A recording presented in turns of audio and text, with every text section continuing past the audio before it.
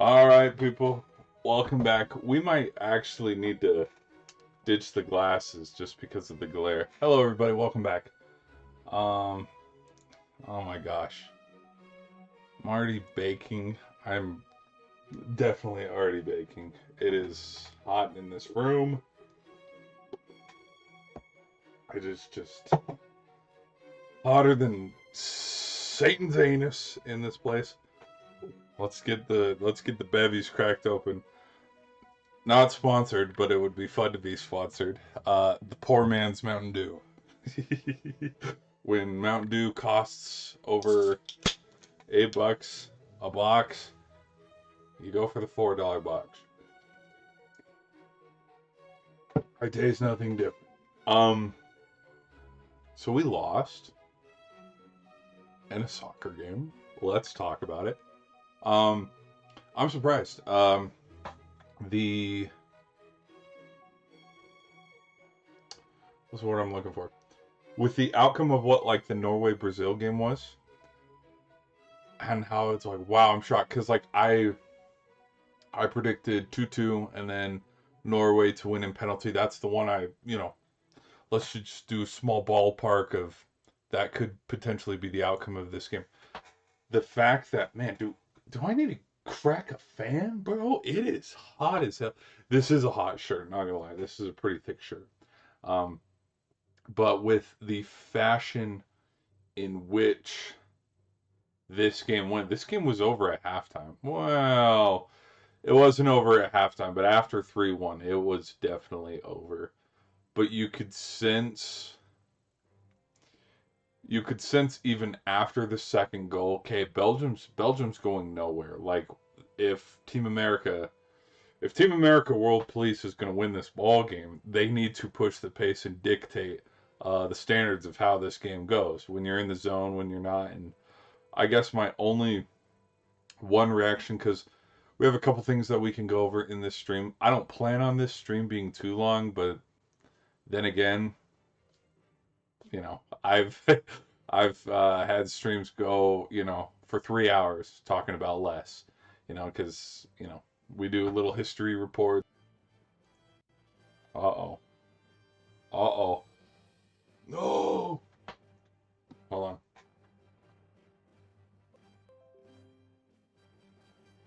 Are we live? Oh, good. We're still live. Okay. Because freaking I was like, no. Uh, it will rain. There is going to be a potential storm.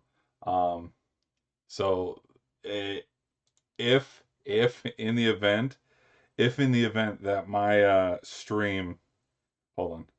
Oh yeah, it looks like if in the event the stream goes down, guys, that's why. Because we're streaming out a potato, and it was very cloudy today, so and it might rain. Um, I had a point I was trying to make. Oh well, we've had longer streams with less content to talk about, and so yeah, this might be a long stream. This might be a short stream. I say it might be a short stream, and then we're looking at a 2 hour stream. But other than that, I thank you guys for tuning in. Welcome back to GVS, where I try to cover all things sports. We got a couple things to look at sports. We'll go through kind of some big talking points to talk about.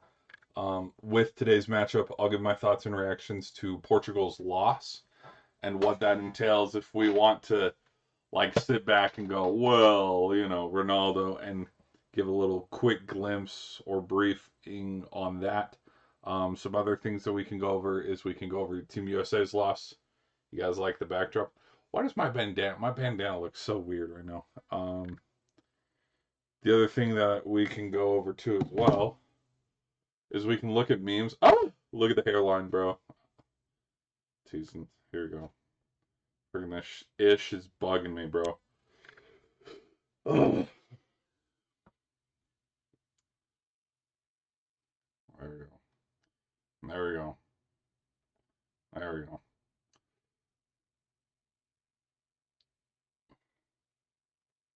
Sure.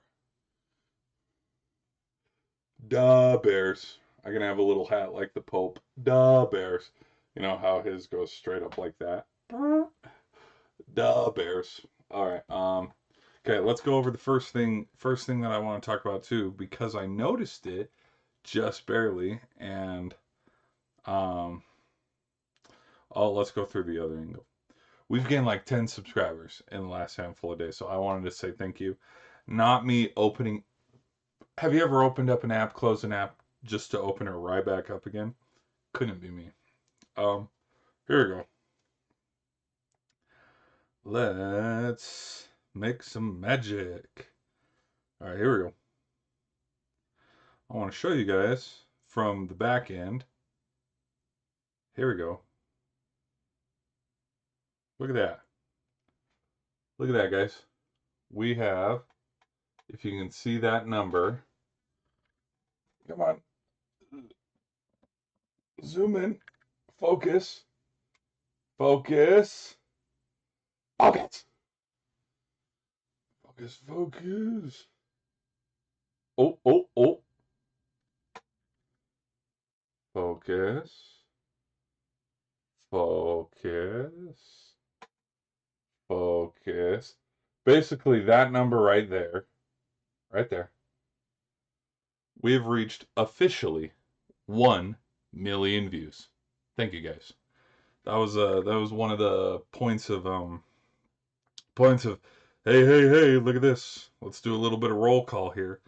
Yeah, we have reached over 1,000 subscribers, but of those 1,000 subscribers, guys, y'all have been hanging out enough. And right now we have over 17,000 likes, 2,000 comments, which half of them are probably by me being like, "Let me know your thoughts in the comments." We have 1,000 shares, and then 1 million views coming off of our most recent video and recent creation, the Neymar meme saying Benaldo could never.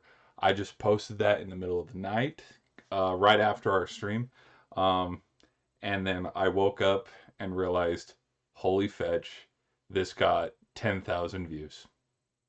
So thank you guys. But yeah, we've reached a million.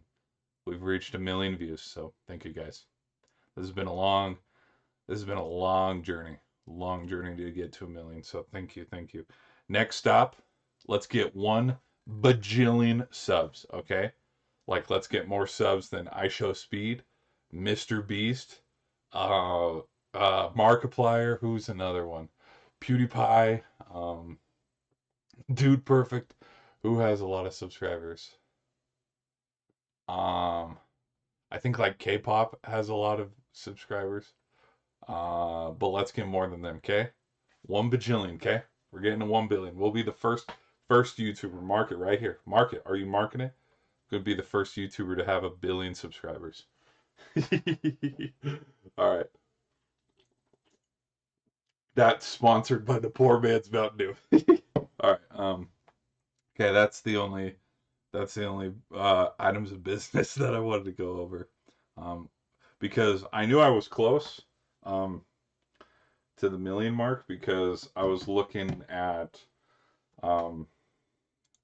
I was looking at the views and like I hadn't been keeping up with it too much, but then I saw maybe, oh gosh, a month ago, 2 months ago, I saw that we were over 900,000 and I was like, "Oh damn, we're actually pretty close." And this was maybe like 2 3 months ago, around like March Madness time, maybe after the Super Bowl sometime. I was like, "Okay, we're within, we could reach a million by this year." So, anyways, glad you guys are here. If the audio is choppy, sorry about that. I'm streaming on a potato. But let me give my thoughts and reactions to. Let's do. First off, let's close out of that because I don't want that playing any ads in the background. Um, we will go over who's to blame for Team USA losing. Team America World Police will not play in the quarterfinals and be one of the final 8 teams. Belgium said boop to that. All right.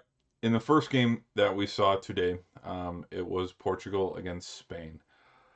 I had a lot of expectations for this game, and man, This game went long. Some of the memes, we can even. I'll scroll through some memes. We can look at memes together. Um, like some of the memes that they talked about was like, I mean, let's look at some of the memes here. Like, sometimes you have to put your ego aside and let others have a chance to play. It's so sad to see so many football legends, retire. I like how Spain's keeping it low key. And then it's like, what's the other one? Editors need a raise because they were able to find 11 minutes of highlights. This is true considering the game was 1-0. And even with Portugal against Croatia and how that game was 1-0 for a while, and then it turned into 1-1 and then 2-1. That game was still a lot more interesting considering how many goals were called back for both teams. And even Portugal's 0-0 game against Colombia was a lot more interesting than this just because the amount of chances, yeah, this game, they went all the way to the 90th. This was one of Spain's first chances and opportunities to make it a goal. Ronaldo had a look here. He's in the box. He's right there. This one was blocked away. Um, Here's another chance. There was that. Ronaldo tried to do like a bicycle kick and be like, "I will get into the Golden Boot race on style points alone." Yeah, it was saved.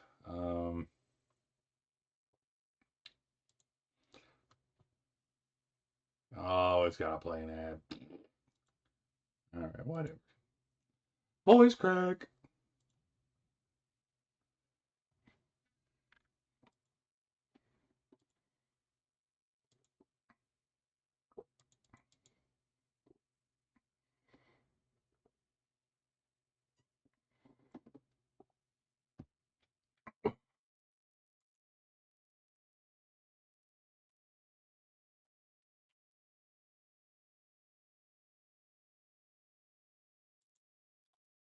The other thing too. Here, let me pull up. Let me pull up this highlight real quick. La la la la. Glad you guys are here. If you guys are enjoying the stream, be sure to hit that like button. All right, here we go. Look at that cross over the middle, and then we got Ronaldo just. If Ronaldo would have scored right here. Now, it is 0-0 at halftime. We're getting close to the 60th minute um, before we have a goal here. If you were to put this one in and then it's 1-0, that would have been absolutely insane. But we have no goal. Oh, come on, play. And then we fast forward a little bit more. Where's another save? Here's the other save. Look at that strike here. Boink. Ooh, gassy. Gassy, gassy. Just sit on the ball.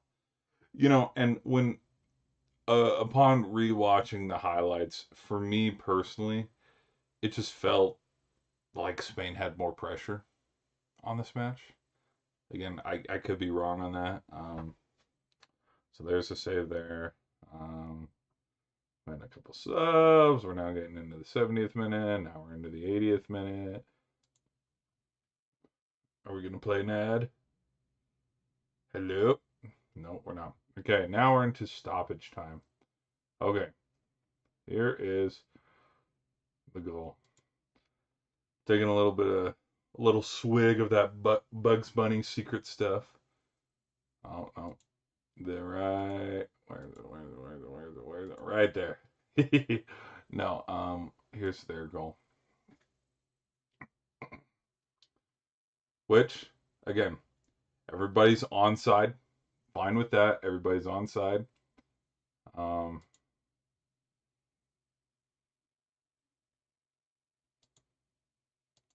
just he breaks through.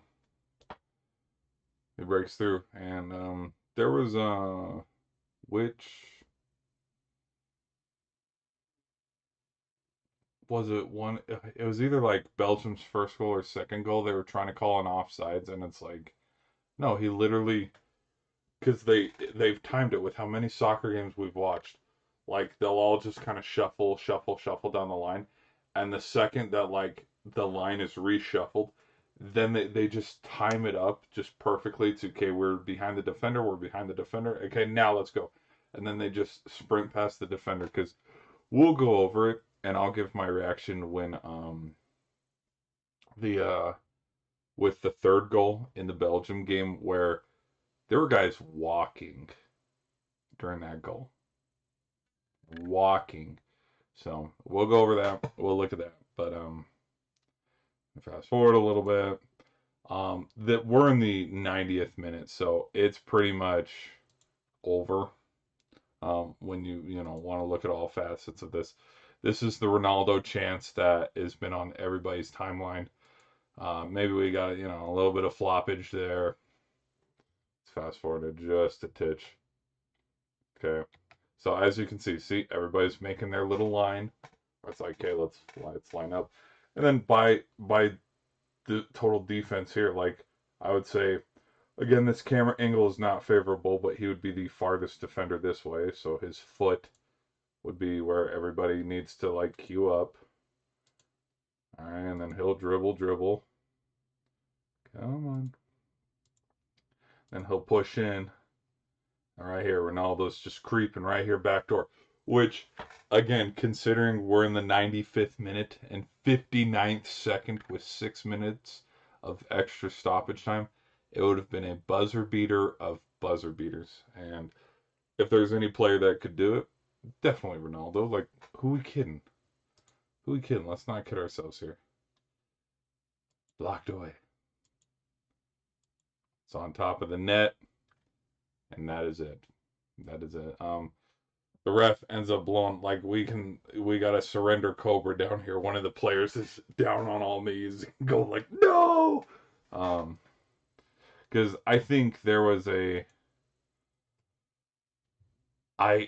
parts of me that think this pass was going to Ronaldo, but oh, here's another shot, another chance. Again, now we're in the 98th minute. So we've reached Neymar territory with Brazil of extra time. Um, who's shooting this one? We headed up and away, and then Ronaldo's not on the right angle again.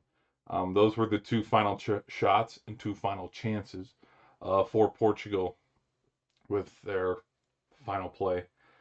It's unfortunate. And like kind of my quick thoughts and reactions to this loss is, I mean, when the game is 1-0, there are multiple chances for both teams to, because a 1-0 lead isn't much, and with the amount of soccer that we have watched over the last month with this World Cup, I could equate it to, and this might sound ridiculous. Um, oh my gosh, hold on. Has an ad? Whoops, an ad's been playing this whole time. Let me double check. Um, oh my gosh, hold on. Has an ad? Whoops, an ad's been playing this whole time. I knew I needed to pay attention to that. Okay, let me just check something here. You know what? Let's do another thing too. Let's move this freaking camera. Okay, I had to move the setup a little bit more too. So there you go. Yeah, America, baby. It's like that man. That man has a purse in his background. Yes, yes, he does. He's moving Chanta around. Um, what was the second thing I was gonna do? Oh yeah, just gonna go over here because I have to. Um, freaking. Oh my gosh, it's the. Oh my gosh. Oh my gosh. Okay, we'll pay attention to that. We'll pay attention to that more later. Whoops. This ad has been playing for the last 10 minutes, and I haven't even been paying attention. Whoopsies.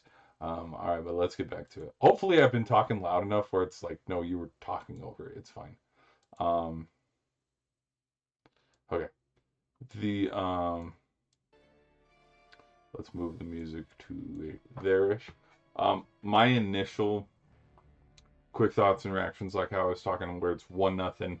Um, and trying to equate it to football, American football, is literally 7-0 is nothing in football. Nothing. Um, Even sometimes, just depending on the NFL, when you watch NFL games, even being down 14-0, it isn't too much because there are some times in some games where they'll take the opening kickoff back. This is a huge stretch and a terrible example, considering what the Seahawks ended up doing to the 49ers in the divisional game, but they took the opening kickoff back, so it's 7-0.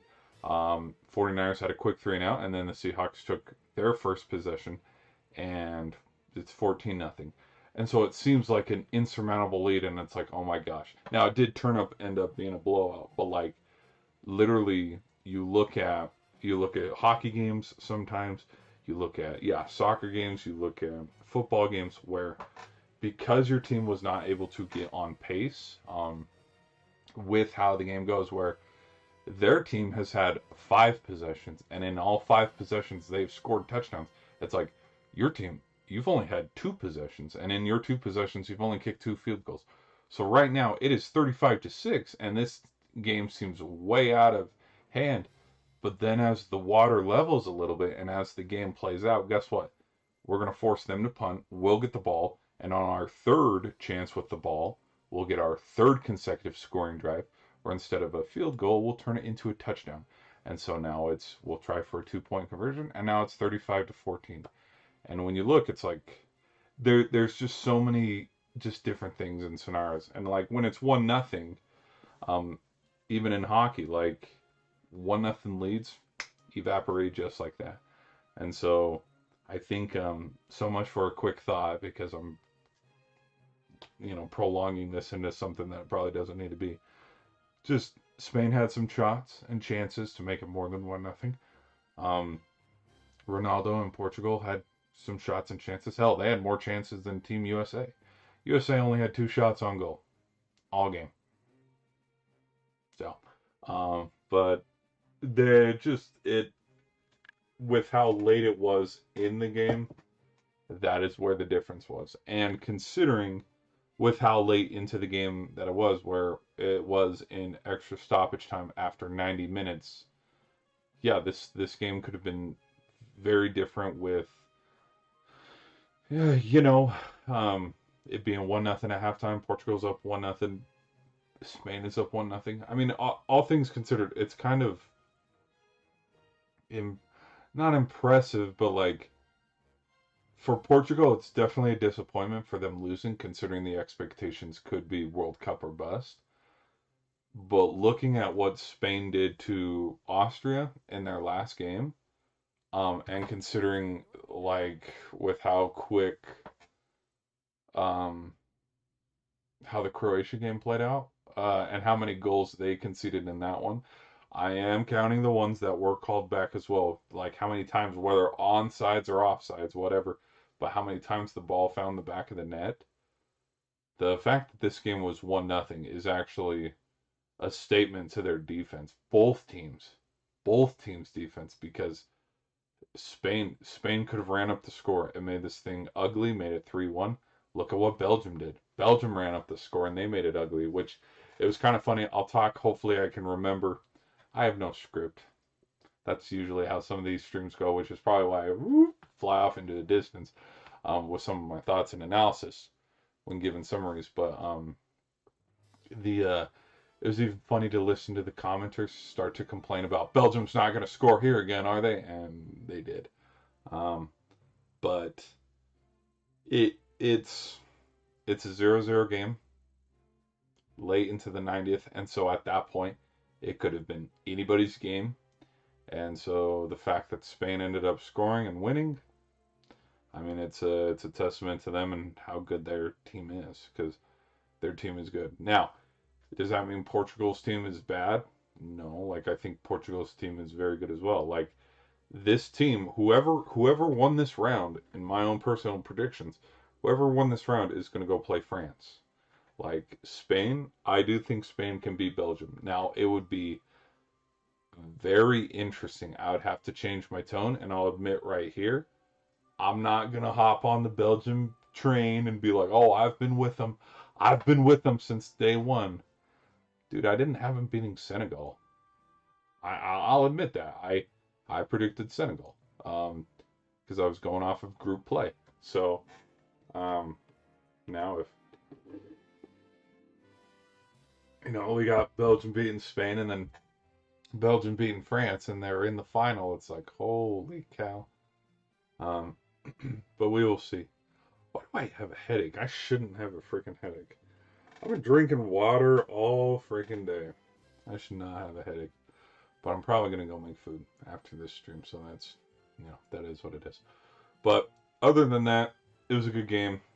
It's unfortunate that it ended the way that it ended, considering that we've heard all the FIFA players, from Neymar to Ronaldo, talking about, okay, this is the last one, this is the last one, this is my last ride. Like I saw a post game interview, even with one of Team USA's defensemen, where it's like, it's no secret, we know how old I am. 4 years is a long time, and I will be much, much older. So like, there's no guarantees that he's going to be in the next games, and so it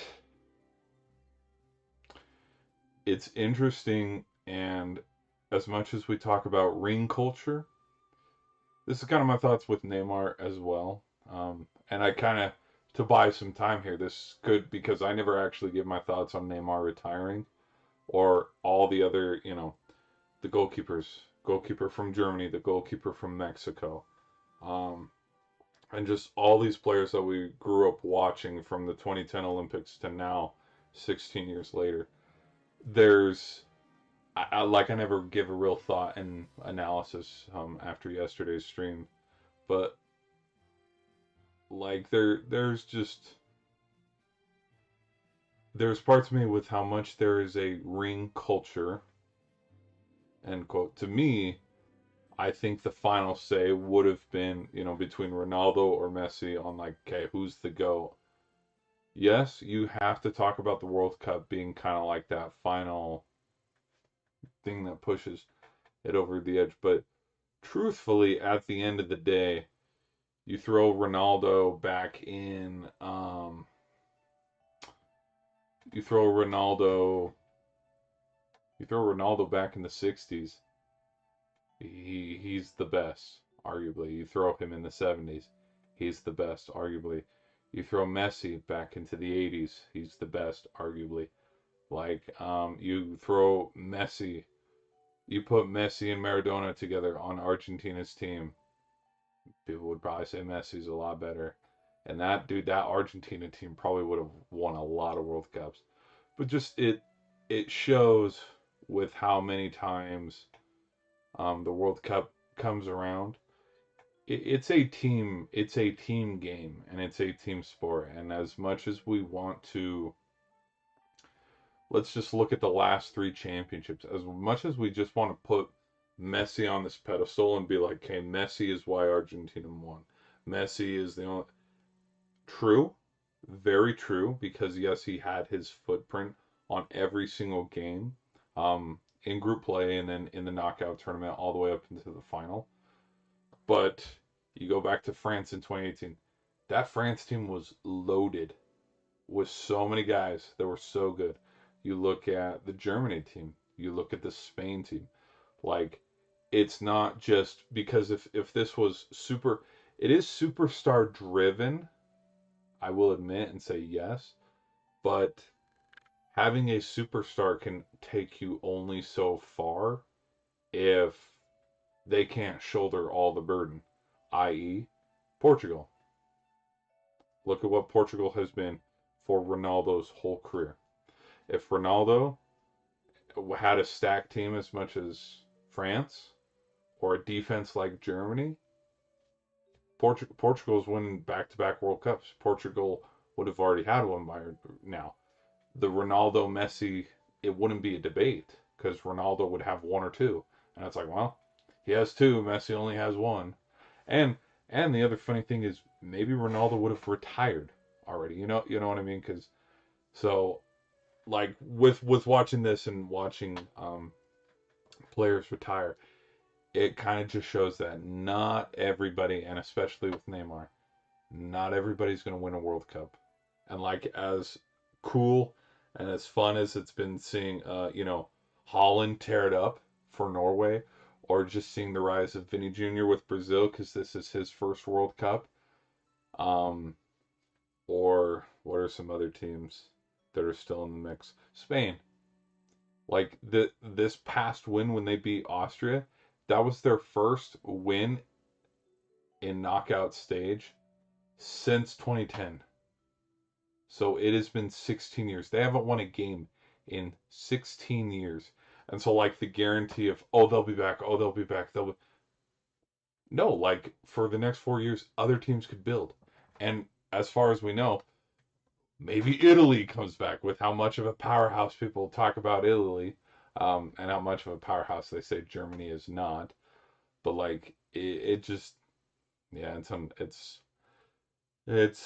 something. Just, and also too because how many tournaments? It's not like this isn't a tournament that comes out every single year. This is a once in a blue moon.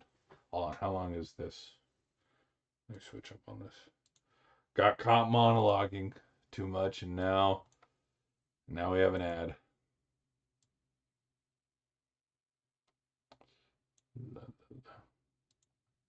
So, all right. So, um, then with Brazil and Neymar, kind of like my only thoughts in reaction to that is of all the players, because I was having this conversation the other day. Um, when you want to talk about the big three of like Neymar, Messi, and Ronaldo, there's no factual any evidence behind this, but it's a prediction that I have. We have heard athletes talk about retiring and then they come back. Um, do I think Ronaldo comes back for another one? Yeah, I do. Can I see Messi coming back for another one? Yeah, I can. I can't say the same for Neymar. And the reason why I say that is, unfortunately, with his career, because that's the thing about all these athletes, is their careers just take like different, they just go in different directions. I bet like in the prime when England was competing, in Africa and then in Germany, do you think David Beckham in England, do you think all their fans thought, oh yeah, England's going to win one of these? Or like the amount of times, Uruguay has been on the doorstep, or you see what I mean? Because Uruguay, they haven't won one since the 60s. They won the first one. No, they've won two. My bad. They've won two. They won one, and then I think like 2 or 3 games later, they won the other one. The one, not the, it was the one,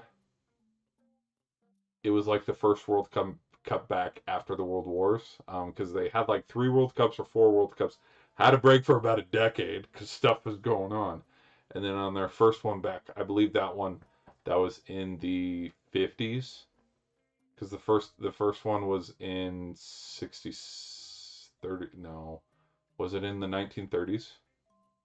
Yeah, it was in the 1930s. My bad, not 66. That's Super Bowls. Um, they won that one. That was in 66 or something like that. 58 or 60 or somewhere around there. Now I need to go look. Now I need to go fact check myself. Yeah, they've won two. I could have sworn they've won two. Let's do Google. Go look this up. They've won two. Uruguay. Have you guys seen the I Show Speed song? Uruguay. And now he says it. World Cup. World Cup wins. Yeah, two. See, I'm not crazy.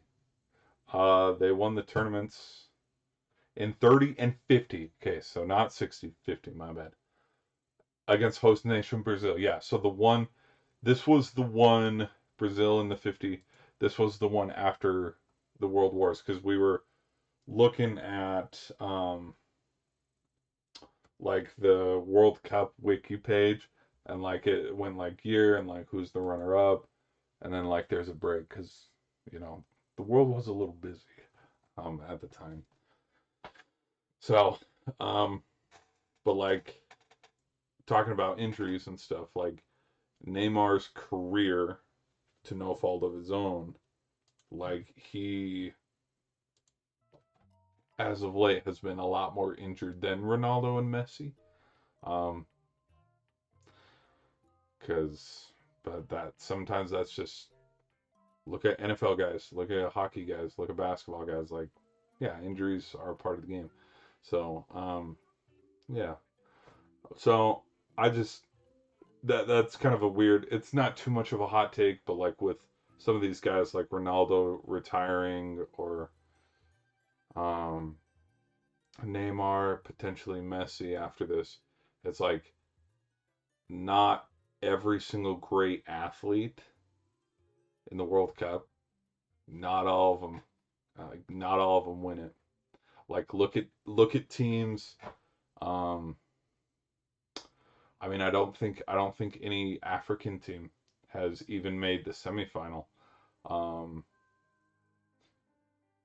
like if I'm looking at a glance, I think the only teams that have won finals are South America teams like Brazil and Argentina, and that is it. Oh, Uruguay as well. Sorry, too. We just looked it up. And then European teams. So like Asian teams, African teams, North America teams. Um, and with that segue, we'll start to get into the Americas because that was the other thing that they kept saying a lot. They're like, today was not their day, but there will be a day. They'll win it one day, and it's like, sure, sure. Let's keep feeding that, yeah. But we'll get into it. I'll give my thoughts and reactions. But yeah, no, it's to me World Cup winners. After tomorrow and tomorrow's game, seeing like Argentina, and then Colombia, Switzerland. It the team, the best team will win. That at the end of the day, team, team sport. Um, I think that probably gets lost. That gets lost in translation, probably a handful of times. Whether it's through guys like me posting social reactions or something. Because I mean, if it was just star power driven, then look at Portugal, man. They should be winning it every year. Look at Argentina. They should be winning it every year. Like I was talking about it and I was saying it. Like Norway's team is good. It's not just Holland, even though yeah, he's pretty damn good right now, considering this is his first. France's team is pretty loaded and pretty damn good. England's team is pretty damn good, pretty loaded. And so, which we could also talk about one of England's players breaking his arm because that was weird. Um, but just yeah, no, I think from here on out, with how well we've seen some of the like how stacked these games were, because again, Portugal Spain it could have gone either way. The better team is going to win. Now it'll be fun. It'll be kind of like the icing on the cake where the better team, like France, they beat Morocco, but then you have their star players like Dembele or Mbappe scoring, but sometimes it could be the third option, the fourth option scoring. Um, so it is what it is. Ronaldo's career, he was good, you know, like there's no debating that. If Portugal's team was loaded and stacked, yeah, he probably would have won a World Cup. Do I think he's retiring? No, no. There's parts of me that thinks he can play in the 2030 games because who's going to tell him no? Is Portugal going to tell him no if he's like, oh, okay, I'll come back? I'm not going to tell him no because one thing that I've been thinking about just like today alone with like the World Cup going on is 2 years ago the Olympics were going on and people were talking about oh the Olympics like this could be the 2010s era of like Kawhi and LeBron and Curry and KD like this could be their last run at the Olympics and then now that I see that the next Olympic Games in 2028 is only like 2 years away. It's like they'll play, they'll be there. Then if they're not there, guess what? You got your backups like your Jason Tatum. Um, Jaylen Brown should go. You have your Tyrese Halliburton's, your Anthony Edwards. So it's like we were as much as we were talking about those guys retiring after they won the gold and not being in the next Olympics. It's like right now here we sit halfway there, where it's only 2 years away. It's like LeBron's about to go sign a contract, not career, a contract with his next team, whether it's the Cavs. I saw the Heat was spiking because a lot of people were talking about him going to Miami, which we can talk about that as well. See, there we go. The ad popped up again. Dude, it is a 57-minute ad. Are you joking? Nobody want to listen to a 57-minute ad. This channel, dude, this channel has millions of subscribers. And it's like, you gotta run an ad? You gotta run an ad for people to listen to you? Hey, by the way, this mark my words. Once I get over a bajillion subs, we're running ads. We're running ads for other, we're playing the whole episode as an ad. But yeah, as like people were talking, them retiring and, he's about to go sign a contract with the Warriors or the Heat or the Nuggets or the Sixers or not the Lakers again, the Cavs. And it's like, he's going to play with them for probably 2 or 3 years. And so it's like, yeah, in that 2 to 3 year timeline, guess what's plopped right there in the middle in the summer of 2028? The Summer Olympics. Who would have thought? No. Um, that's enough of my smart assery. Let's move on and let's talk about how good Team USA is, shall we? USA versus Belgium. Oh, I don't even want to look. Ooh, don't look at that score. That is not a good score. We got booty smacked, bro. This is not a close game at all. And shout out to all the skip.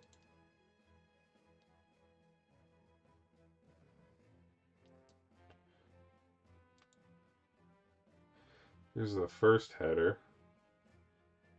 Oh no, that's 26 seconds into the game. Nope, never mind. Gandalf and Harry Potter. Oh well, it's got to play now. Oh, are we choppy? No, are we choppy? Gandalf. Oh, choppy. No.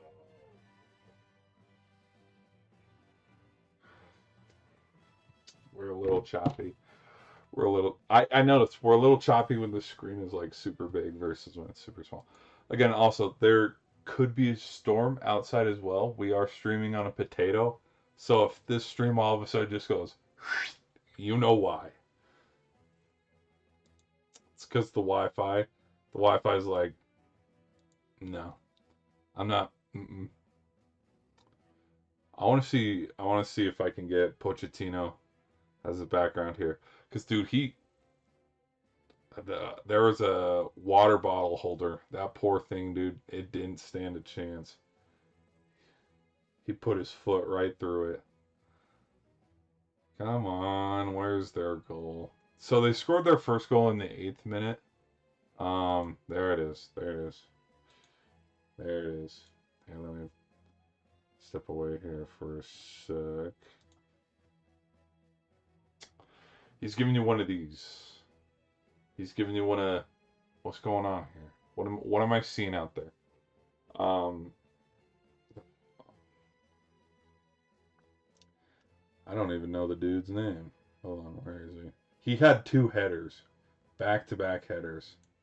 Because his first header happened here in the 8th minute, and then we had, yeah, that guy. His first header was thrown right over the middle, and then we had a penalty, and so Team USA was awarded a free kick, and then this free kick was awesome. Like, look how far he is. Look how far out of the box he is. Like this is a pretty impressive goal. When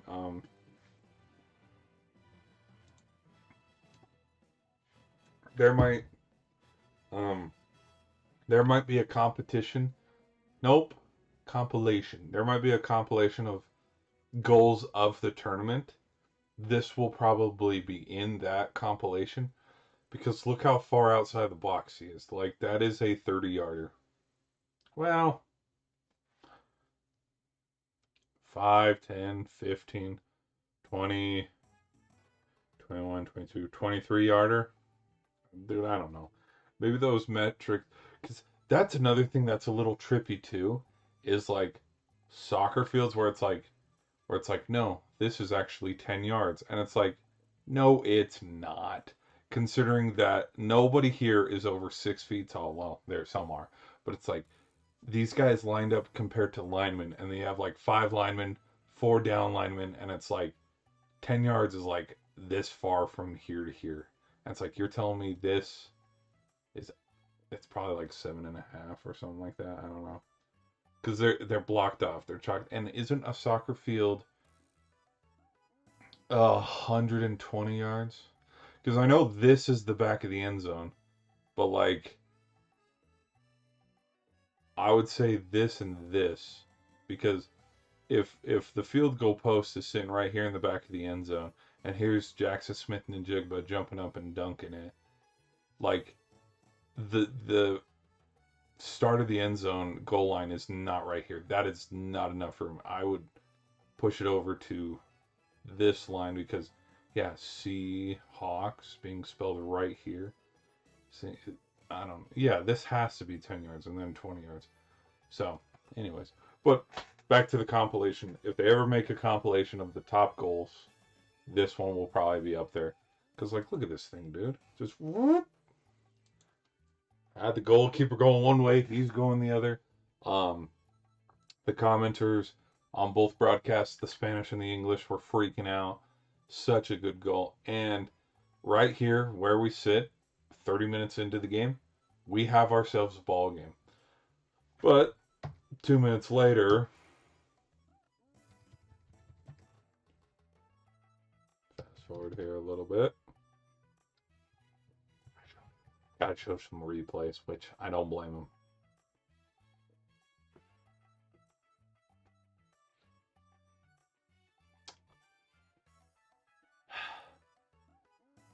Header for a goal. And Belgium is up 2-0.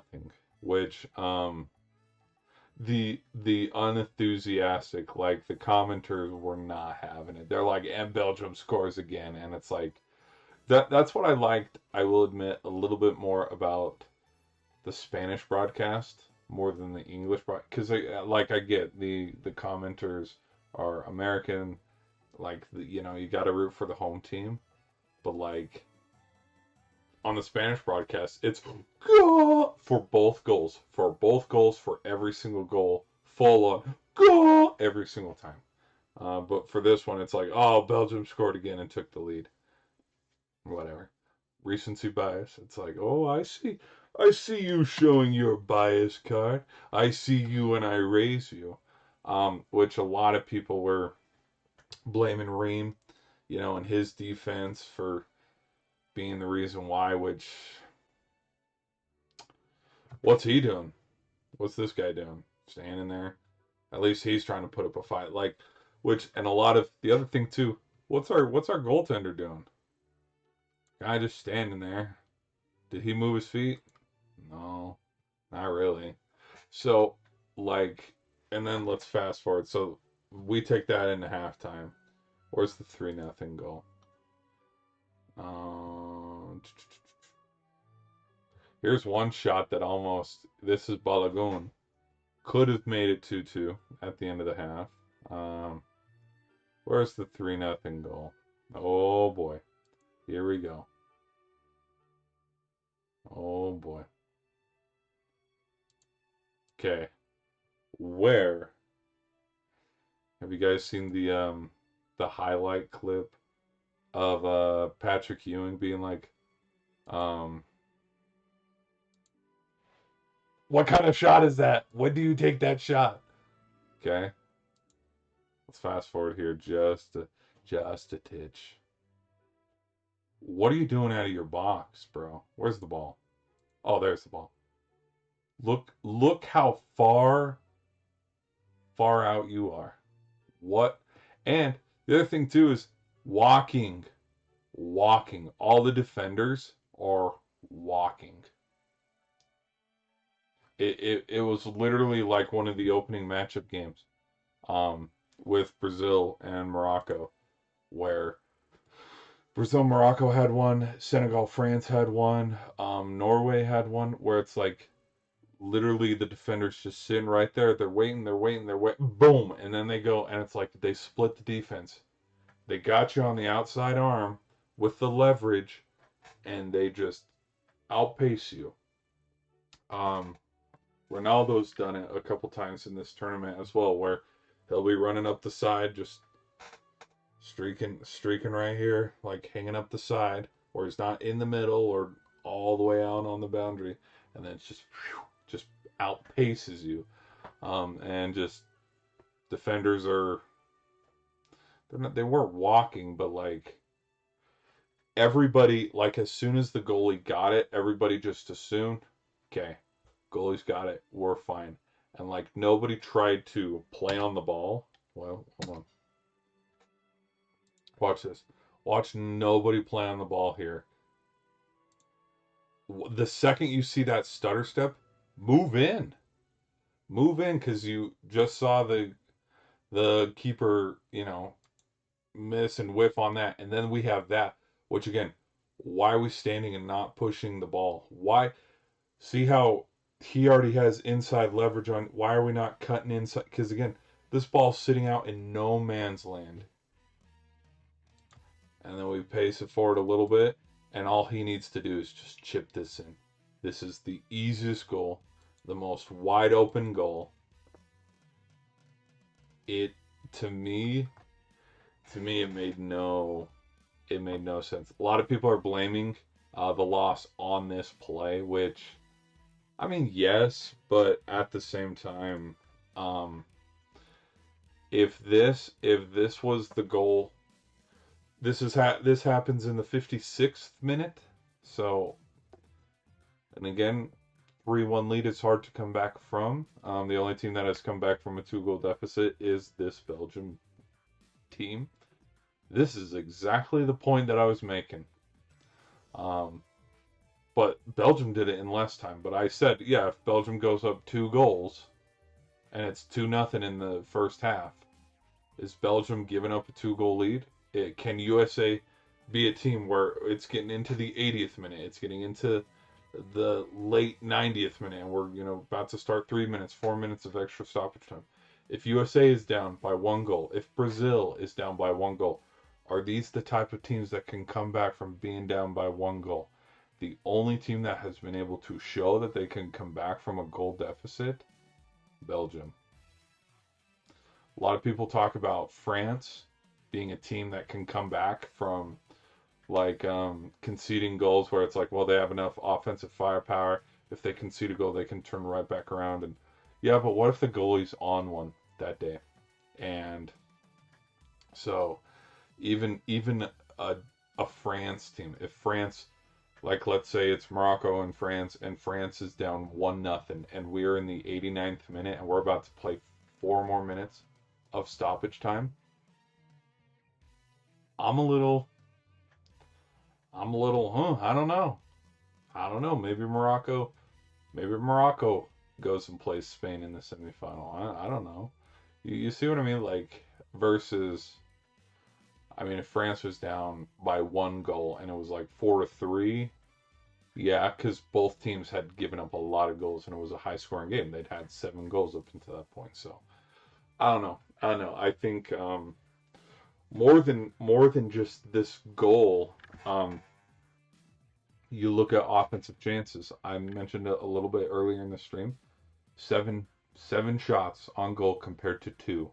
And so you can throw it up to this and just be like terrible defense and blunder of yeah, one, two, three, four, five defenders, or five defenders just, you know, and chalk it up to that, and then being down 3-1 and them losing it that way. But I would also chalk it up to, um, what's Team USA's offense doing? Okay, Balagoon had, maybe one or two breakaways, but then it was kicked away. Um, and again, two shots. And in the first half, especially after the second goal, what are we doing pushing it past midfield and then looping it back around, and like there was no drive, there was no get off, there was no go, from this team. And then um, I would just chalk it up to just terrible defense and lackluster offense.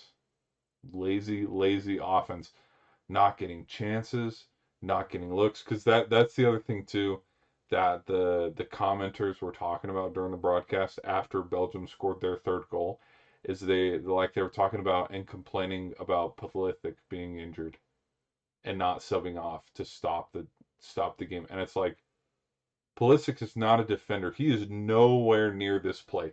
This ball, this ball started right here, but on the opposite side of the field.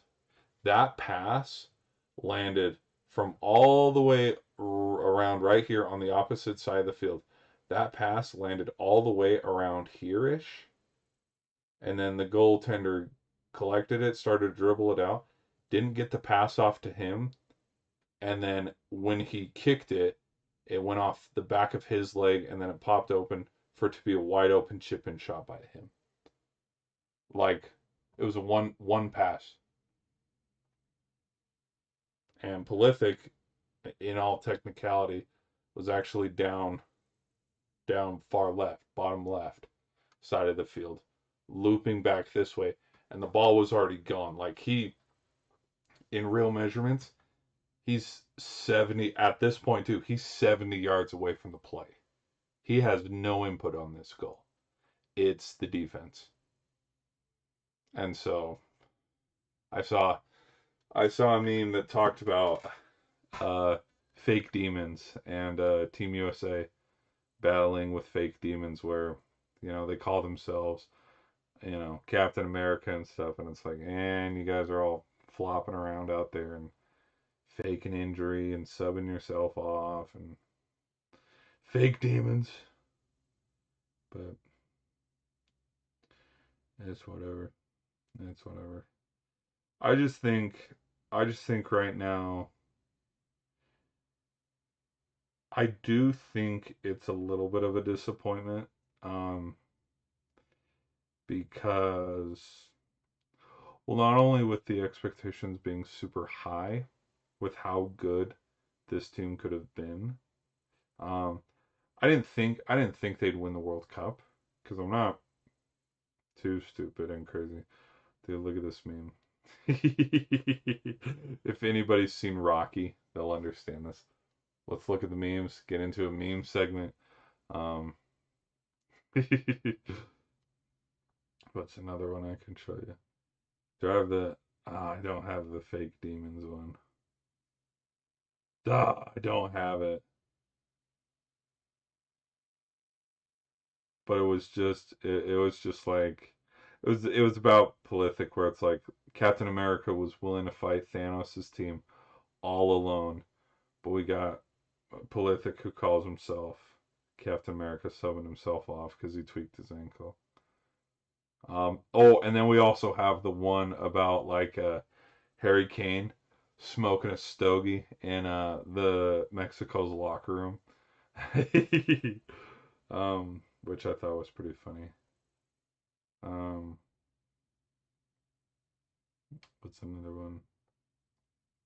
Oh, that one's pretty cool. All the trophies, all the trophies and accolades that Ronaldo's gotten.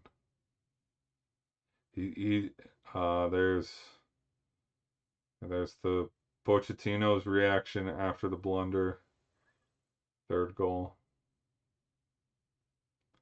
Um,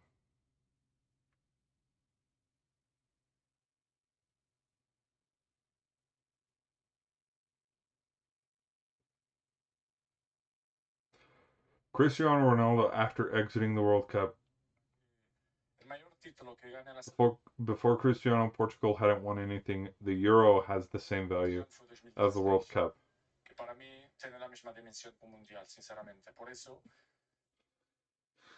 Yeah, well, there's levels to it. There's definitely levels to it. The other thing too, and this is kind of the difference of like the World Cup being every 4 years, is the amount of times. Oh shit! If you understand this meme, yeah. When USC tried to march out against Alabama, and then they got, yeah, well, we still own them where it matters. 34 SEC championships, baby. Oh, yeah, that seems about accurate. Team USA's defense. And it's when Derrick Henry had 6 Steelers defenders chasing him.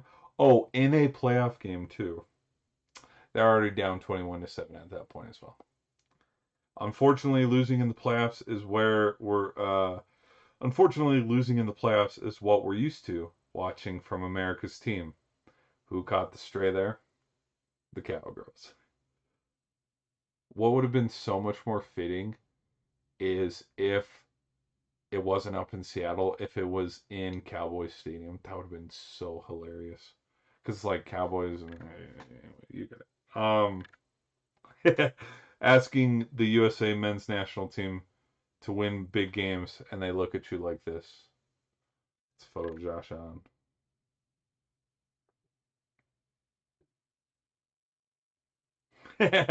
Belgian fans waking up in the morning to see that Trump made a call with FIFA to change the rules to the team with fewer goals wins, and it shows I show speed. What happened? What happened? Um, so, dear, that's terrible. The host nations in the World Cup, the Dragons. The Belgium hate watch against Spain will be generational. Um,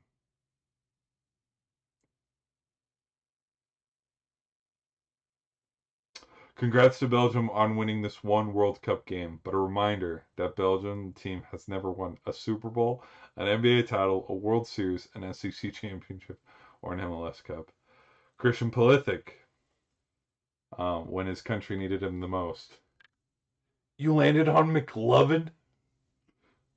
So, oh, look at that. Oh, it's terrible. That is freaking terrible. It shows Herbert, hypoth- hypothetical man. Um, Well, and the other funny thing too, because this is something that I was mentioning the other day after the Balagoon red card. Clearly, he wasn't a big impact on this game, and so as much as people were, and that to me is what's kind of interesting, where I think that um, Belgium was trying to make a statement of, oh, you want to, you know, favor the host nation or whatever if you want to look at it that way. Okay, we'll go show you. Like this was a statement win. All things if you want to look at it from that approach of like, oh, okay, we're just gonna let red card players, you know, oh, whatever, a little slap on the wrist, get back to it. In that aspect, I would go, yeah, this was a statement win. On, you made the wrong choice, FIFA. You made the wrong choice, and now you're gonna pay for it. Um, but again, watch. I'm gonna from here on out. Like I don't have Belgium beating Spain. I'll admit that. Um, I'm not gonna sit here and all of a sudden now, you have my respect, Stark. Now let me jump on the bandwagon. It's like, no, I've already, you know, I've already said, where I sit. So we're going from there. But at the end of the day, after their win, um, To me, it doesn't surprise me, and why it doesn't surprise me is like, what other sports does Belgium play? And like the amount of pride behind wanting to win at a high competition and at a high level with Team USA, I don't think it's there right now. I think yes, because we're the host country, we got to talk about it, we got to build it up through the media. But like, there's parts of me where look at look at what Team USA did in baseball, and look at what Team USA did in hockey, and I think it would be the same with Team USA if there was football, whether it was 7-on-7 football or 11-on-11. If they could in other countries find 11 people to get on a field, five down linemen, tight end, a running back, and a couple of receivers with a quarterback, like basketball as well. Like, just the joke and the meme writes itself on how, yeah, we this is our fourth or fifth best sport, but we'll go give it our all and try to kick your ass. Because like, yeah, like the amount of resources, time, effort, um, and all other adverbs that you want to use to describe soccer and the effort put towards soccer, it's not as high as hoops, football, or hockey in certain parts of the country. Because in certain parts of the country, yeah, hockey is a much bigger sport than basketball, baseball, you know. Um, but it is what it is. And even in baseball, we are not the best in baseball. We literally just lost to Venezuela in the World Baseball Classic. So there's that. But to also the point of catching teams on a bad day, like through eras of like the Euros, if Ronaldo was caught on the hot mic talking about how the Euros are more important than the World Cup or bigger than the World Cup. The truth is, the World Cup is the biggest sporting event. I will, as much of a football fan as I am, the World Cup is bigger than the Super Bowl. The World Cup is bigger than the NBA Finals. The World Cup is bigger than the World Series.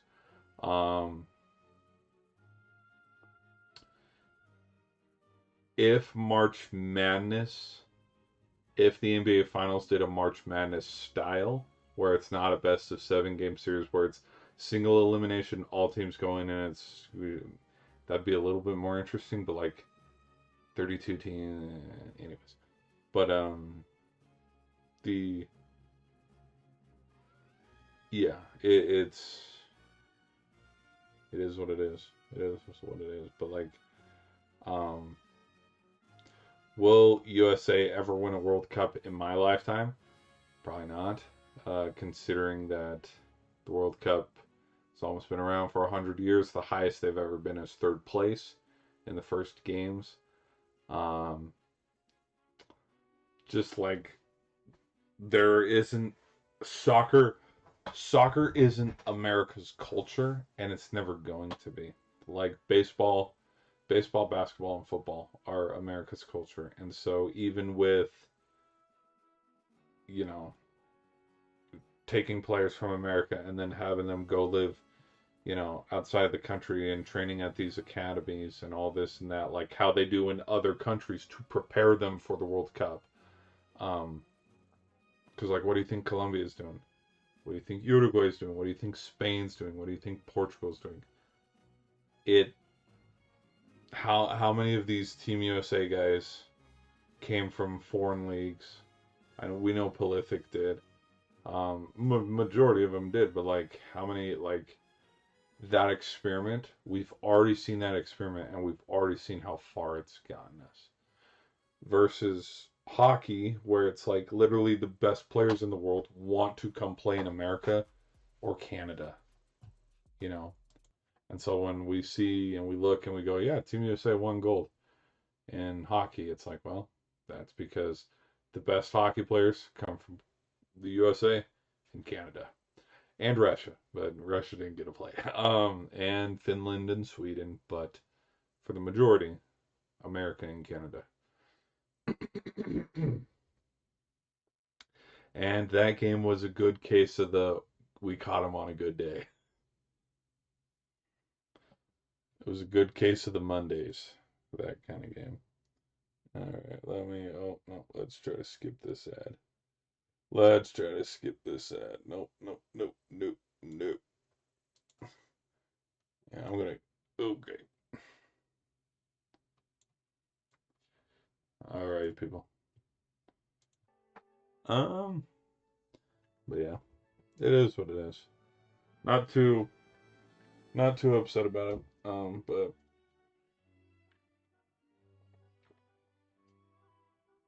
it is what it is. Let me check the chat. I haven't looked at the chat in a while. Chat, how we doing?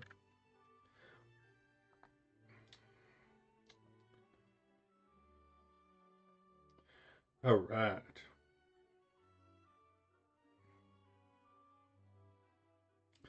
All right. Should we move on? Let's move on. Let's go to other news in sports. So that's how the game went. No use in talking about the fourth goal. Yeah, we got whacked. We we as if I'm playing. Who's to blame for the United States men's national team World Cup exit? Well, sure as hell isn't the coach. That's for sure.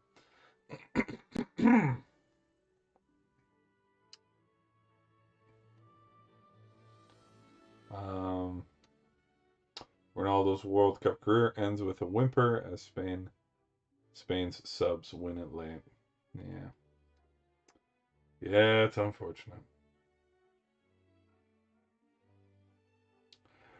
Oh, that's the complete quote. Ronaldo compares Euro 2016 win to a World Cup after Portugal winning. Well, the unfortunate thing is that was also a decade ago, so um, yeah. Hey, we got some baseball still going if we want to watch the Rockies and the Dodgers. Um, I've already given my thoughts too on Jaylen Brown going from the Celtics to the Sixers. It makes no sense. Here we go. The NFL. Which NFL teams have the best and worst rosters? Ranking every lineup from 1 to 32. Hey, I'm going to take a. Can I take a hot shot here? Is number 1 going to be the Rams? Oh, are we going to have a video? We're not going to have a video. We're not going to have a video here. Hopefully it loads so I can at least mute it. If it does have a video. Oh, oh, oh, oh, oh. Okay, it's muted. Okay, we're good. All right. No, I'm such a damn genius. I am such a damn genius. Hold on, let me make sure. Yeah. Whoa, hello. Did that ad? Okay, good. That ad is cropped out, which I'm glad. No, there are some tiggle bitties hanging on the side of an ESPN ad over here. Hello. Glad I cropped that out. Okay. Eagles as number. Interesting. That is a hot take. Eagles being number 2. Okay, just making double checking that it's muted. And then we're good over there. Rams, Eagles number 2. I'd probably drop the Eagles a little lower because like if the Eagles are 2, are we projecting a Eagles Rams NFC Championship by that kind of like same metric on who the best teams are? Seattle Seahawks at 3. Hell no. Drop them lower. Drop them lower. Bills at 4. You know who's carrying that? Allen Cook and more. These 3. You take, I mean, yeah, yeah, maybe a little bit of, we got some guys on the defense as well. Benford, Chubb, Rousseau, Bishop, CJ Gardner, yeah. But Ravens, again, Derrick Henry and Lamar are they're carrying a big chunk. Amon-Ra, I'd probably have the Lions a little bit higher.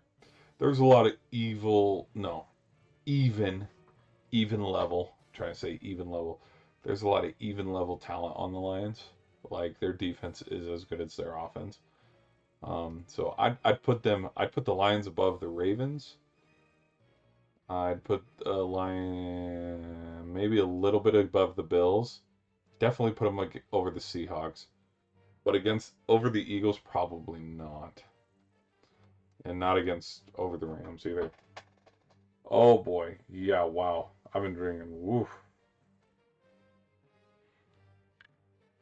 Patriots need to be lower.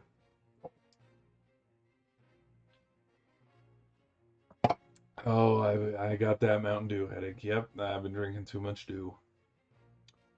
Broncos maybe a little higher. Texans lower. They gotta be so much lower. Their offense weighs down their defense. Packers lower. Packers are not a top 10 roster. And the 49ers, dude, the 49ers are not one team behind the Packers. I love the Packers. They are my team. They are not. No. No. Chiefs should be a little higher. But 10. Sitting at 10. Here with this, Chris Jones and Mahomes and Kenneth Walker carry. Um, this would probably be a lot higher too if, like, let's say Justin Jefferson or Jamar Chase was a receiver. It'd be a lot higher because, like, Travis Kelce isn't the dude that he once was. You know what I mean? Um, I think his peak year was 22 after they won the Super Bowl in Super Bowl 57. I think that was probably his peak year. Chargers, yeah, yeah. Cowboys, yeah. Bengals, yes. Thank you. Keeping it appropriate. 15. Don't put them up in the top 10 saying, oh, they're switched with the Texans. Their defense weighs down their offense. Jags, that seems about right. The Bears. I'd put the Bears maybe a little higher. I put the Bears in the top 15. Bucks. I put the Bucks in the top 15. Actually, well, considering considering that Evans is gone, I don't know. Maybe move him up 2 or 3 spots. Cause like I don't think the Bucks are better than the Lions right now. I don't think the Bucks are better than the Eagles, but the Bucks are better than the Packers. The Bucks are better than the Packers. The Bucks are better than the Bears, but they're not better than the Lions, Rams, Eagles, or Chiefs. They're not better than the Bills, so it's like okay. 19 with the Steelers. I mean, sure. Not gonna argue that. Whatever, because it's like it's the Steelers. Colts at 20, sure. Washington at 20. You know what? Is this with or without Ayuk? Come on. Hello. Uh, I'd have. I think Washington's better than Indianapolis, so I'd have Washington above Indianapolis. Bias aside, yes, they should be above Pittsburgh, even though I am by association a Steelers fan because of Rodgers. Vikings lower. No. Giants, yeah, sure. Panthers, sure. Jets, hell no. How the no, no, no, no, no. How are you telling me that 26, 27, 28, 29, 30, 31, and 32? How are you telling me that there are 7 teams that are worse than the Jets? Saints, all right, I'm listening. Vegas, no. Vegas has a better roster. No, I'm not listening anymore. Tennessee Titans have a better roster. I'm not listening anymore. Ooh, tied for 29th. Yikes. My beloved Arizona Cardinals. Falcons. Whoa, what the hell? Considering how everybody thinks Kyle Pitts is a top 5 tight end, Drake London's a top 10 receiver, and that Bijan Robinson is a top 3 running back. Um, this isn't a lot of respect for a tied for 29th overall team. As far as I'm concerned, this team pretty much sucks by these metrics. Cleveland Browns. Is anybody? Never mind. Oh, it's a comeback, Carl. Okay, Dolphins at the bottom. So you're telling me. So what you're telling me the Miami Dolphins are officially on the clock for the Arch Manning sweepstakes. Um, Hell, the Browns might draft a receiver too. Why not? They've drafted a receiver in the last 4 straight drafts, if I'm not mistaken. So what's another one? Falcons. I could see the Falcons winning the South though. I've said it in a couple prediction videos. I believe the North. Um, I think the East sends 2 teams. I think the North sends. I think that. I think the South. Let me do this backwards. The NFC South will only send 1 team. The AFC South will only send 1 team as well to the playoffs. But I could see the NFC West send 3 teams: Seahawks, Cardinals, and no, Seahawks, 49ers, and Rams. I could see the North sending 2, like Lions and Bears, or Lions and Packers, or Bears and Packers. Um, and then I can see the East also sending 2: Eagles, Eagles, Washington, Eagles, Giants. Um, but to have the East send 3, the West send 3, that's 6 teams already. And you need that's too many teams. You need four mandatory 4 from each and every single division. But to sit here and be like, yeah, the NFC South is going to send the Falcons and the Buccaneers. No. These teams will all they'll eat each other, man. They like we've seen it. Even when Tom Brady was still there and the Bucks were coming off a Super Bowl win and competing for Super Bowls, like the Falcons will stay a win or loss above 500. The Saints will stay like 2 or 3 losses under 500. The Panthers will stay a win or a loss above 500, and same with the Bucks, a win or loss above 500. Like they will all end around the 10 win to 6 win range. All of them. They will all end the same. I would not be surprised to see them all go, 3-3 in division play where you beat you and you beat you and you beat you, where mathematically again we need to send, you know, mathematically this team gets to go. So anyways. Uh it's not a bad list. It's not a bad list. There is a drop off from about probably the Jets here at 25. Yeah, from about the Jets at 25, there's a drop off for the final 7-8 teams. Because this is kind of tiered in the right, like the Colts, the Vikings, and the Steelers all being in the same pace and bracket kind of makes sense because no, the Steelers are not as talented as the Ravens, but will they beat the Ravens? Yeah, they'll split probably 1-1 in the regular season and have maybe 3 less wins than the Ravens. Even though talent-wise, yeah, the Ravens could turn around and go get 13 or 14 wins this season. Steelers ain't doing that though. Steelers are gonna sit right there. We're halfway through the season. They're sitting right there at 6-5 the whole way.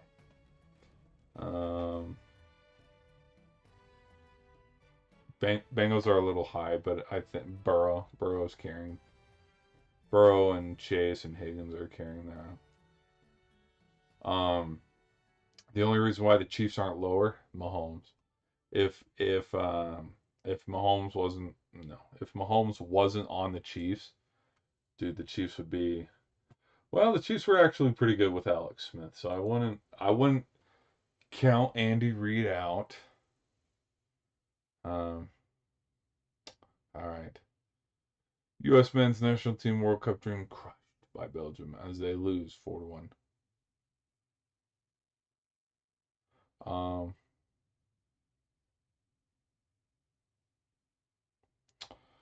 the Pochettino quiet on the U.S. future tells fans to keep the faith. Dude, the Team USA would be absolutely stupid if they didn't pencil him in for a deal. They'd be absolutely stupid. He has been a good coach for USA. Even though they lost 4-1, yeah, they'd be dumb. Um, uh-oh. Jokic opts to wait on Nuggets extension until 2020. Uh-oh. Uh-oh. Jokic is leaving the Nuggies. Dude, he's gonna go join Giannis in Miami. No, I said Jokic would go to New York. That's a prediction I had. I said Jokic would go join because I said watch like if you go put Jokic on the Kings, no, Knicks, sorry. If you go put Jokic on the Knicks, they're winning the East, they're winning the NBA Finals. They won it without him, so but yeah. Because if you want to compare bigs, yeah, Jokic is better than Cat. Like that if you want to get into the technicalities, there are probably some things that Cat is better than Jokic, but like if we're just from a standpoint of like bigs, who's better, Cat or Wemby? Who's better, Jokic or Embiid? Who's better, Embiid or Cat? Like you don't think about it too much. Just a quick, simple me for like who's better, Cat or Jokic? Jokic. Who's a better shooter? Like Trey Young or Tyrese Halliburton? Probably Tyrese Halliburton. Who's a better shooter? Um, Luca or Damian Lillard. Probably Damian Lillard. Like you can't think on it too much. All right, so it is the summer league. I did see this latest buzz on the signings because the Kings let him go, which a lot of people are suspecting a reunion in Toronto and him signing back up with Toronto. That's what a lot of people are thinking. Brad Stevens explains why the Celtics traded. I never watched this. Should we watch this together? I get copyrighted, copyright claimed. Um, I let me watch this video. I'm gonna watch this video. Let me pull this video up. Let me. Brad Stevens explains. Which let me. I'll check the. Give me like. I'm gonna watch this video and then I'm gonna check the chat. Brad Stevens. Um. doo-doo-doo-doo-doo.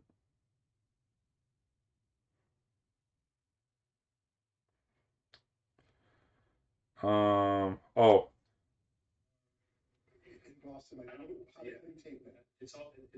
Um.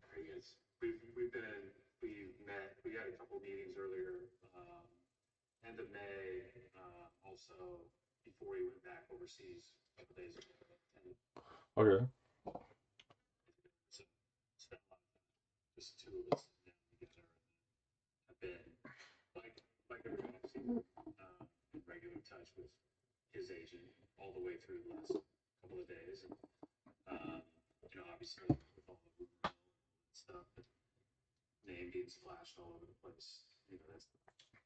It's not easy, but we certainly wanted to be proactive and upfront with that as possible.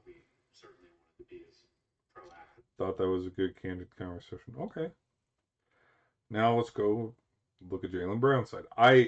I think, I mean, the owner's got to say the most, PC thing that he can say and be like, we be watching Team USA get knocked out after being a soccer fan for a month, and it's Batman just sitting in the rain.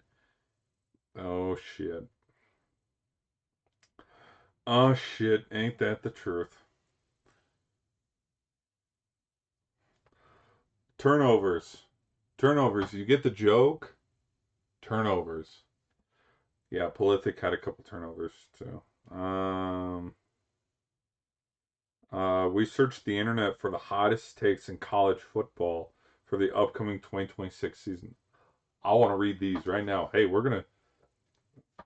let's put up a little bit of college football for college football being the back. Excuse me. Let's have college football be the backdrop here. No, come on, come on.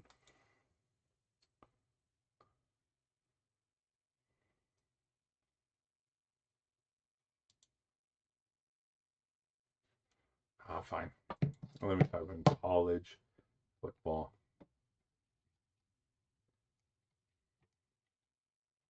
Football. There we go. Yeah. 100 numbers, 100 baits. The best at every number in college football history. No way. I want to go over this list. This is actually a pretty badass list. I can RC Burrow at 9, Vince Young at 10, Travis Hunter at 12, Caleb Williams at 13, Tebow at 15, Lawrence at 16. I'm kind of liking, so we're gonna go over this. We're gonna go over this. Okay, Nebraska will only get 3 wins this season and fire Matt Rule. Nebraska does have a tough season. They do have a tough season. Let me show you their season. Google. Let me show you exactly what their season is. Nebraska. 2020 uh 2026 season schedule. Nebraska Huskers. Um, their 2026 season. Should we do that? Let's go right there. Yeah, mark your calendars. Okay. Um, should we do that? Yep, yeah, that looks good. That looks good. Which, in fact, while we're here, let me check the chat. Chat, how we doing? Hope you guys are enjoying the stream. All right. Ohio, Bowling Green. Okay. Indiana, Oregon, Washington, Ohio State. Um, these are 4 losses. And then this one against this is Iowa. That's 5 potential losses. That's 5 potential losses without even looking at home and away, just looking at logos and the team, not looking at the team of the rosters and going, well, Nebraska actually they brought in the most 5-star recruits. They brought in the most 4-star recruits.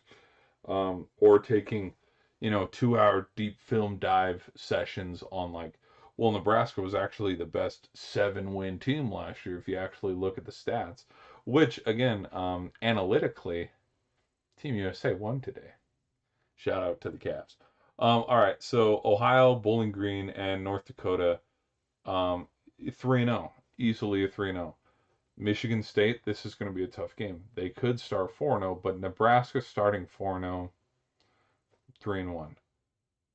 Versus Maryland, 4-1. Versus Indiana, 4-2. 4-3. 4-4. 5-4. 6-4. 6-5. Like, yeah, at Oregon, that is a huge game. At home against Indiana, that's also a huge game. But I was also sitting here thinking that Nebraska could beat Michigan in one of Michigan's off years. Indiana's going to have an off year because they don't have the same guys that they had last year when they won the national championship. But Nebraska is not a house of horrors like other stadiums where it's like, yeah, you cannot go into the big house and just win whenever. You can't go into Penn State for a whiteout game and just win in Happy Valley. Like you have to have a team. And I just yeah, so 5 losses potentially. Um, so now with the hot take of 3 wins, they're probably meaning these first 3 because I think Illinois, I think Nebraska could beat Illinois or the Rutgers. Like everybody can beat the Rutgers. Everybody. And I'm giving you credit on 3 wins right here, 3 wins right here. That's 6 wins. You could potentially get a seventh here against Sparty. And then Maryland's. Name me recently, in recent memory, off the top of your head, without any research, name me the last time Maryland was a good football team. So, like,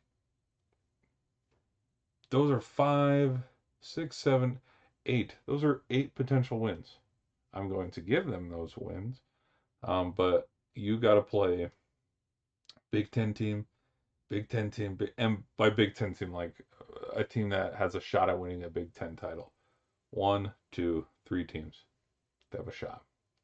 So that's a hot take. Let's get to the next one. Oh, um, let's get to the next one. No, it swiped out of it. No, no, no, no. Okay, okay, there it is. I found it. I found it. Indiana falls back to earth and loses 4 games this season. Let's chalk it up. Let's see if they could.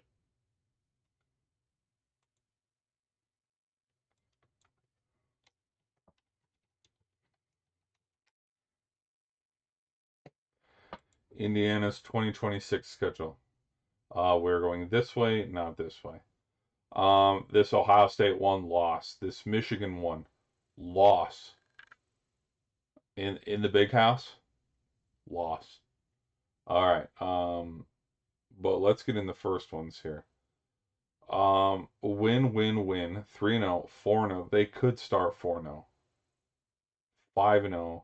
They could start 5-0 too. And the reason why I'm saying this before even looking at their rosters is you're playing. Look at these 3 non-conference games that are cakewalks. Which, I mean, we probably thought the same thing when North Texas was going to play Oklahoma State, and Oklahoma State ended up losing. Probably thought the same thing. But this Northwestern one doesn't. And when you start your season off with 4 home games, and then to start out conference play, you start out against the Rutgers instead of Washington. Like you throw this Washington game right here, I'm taking Washington to win it. Because what's funny is this schedule is very front loaded. Look at the back end. One, two, three, four losses. Give me all losses. And in fact, give me ooh this. You know what? All things considered, 1, 2. I'm not gonna have them starting 6-0. This Nebraska one right here. Put that as a loss. Put that. So let's have them starting 5-0. Because do I think they could beat the Rutgers? Yes. Same with Northwestern. So it's kind of a don't think about it too much. Yeah, Indiana starts 5-0. Okay.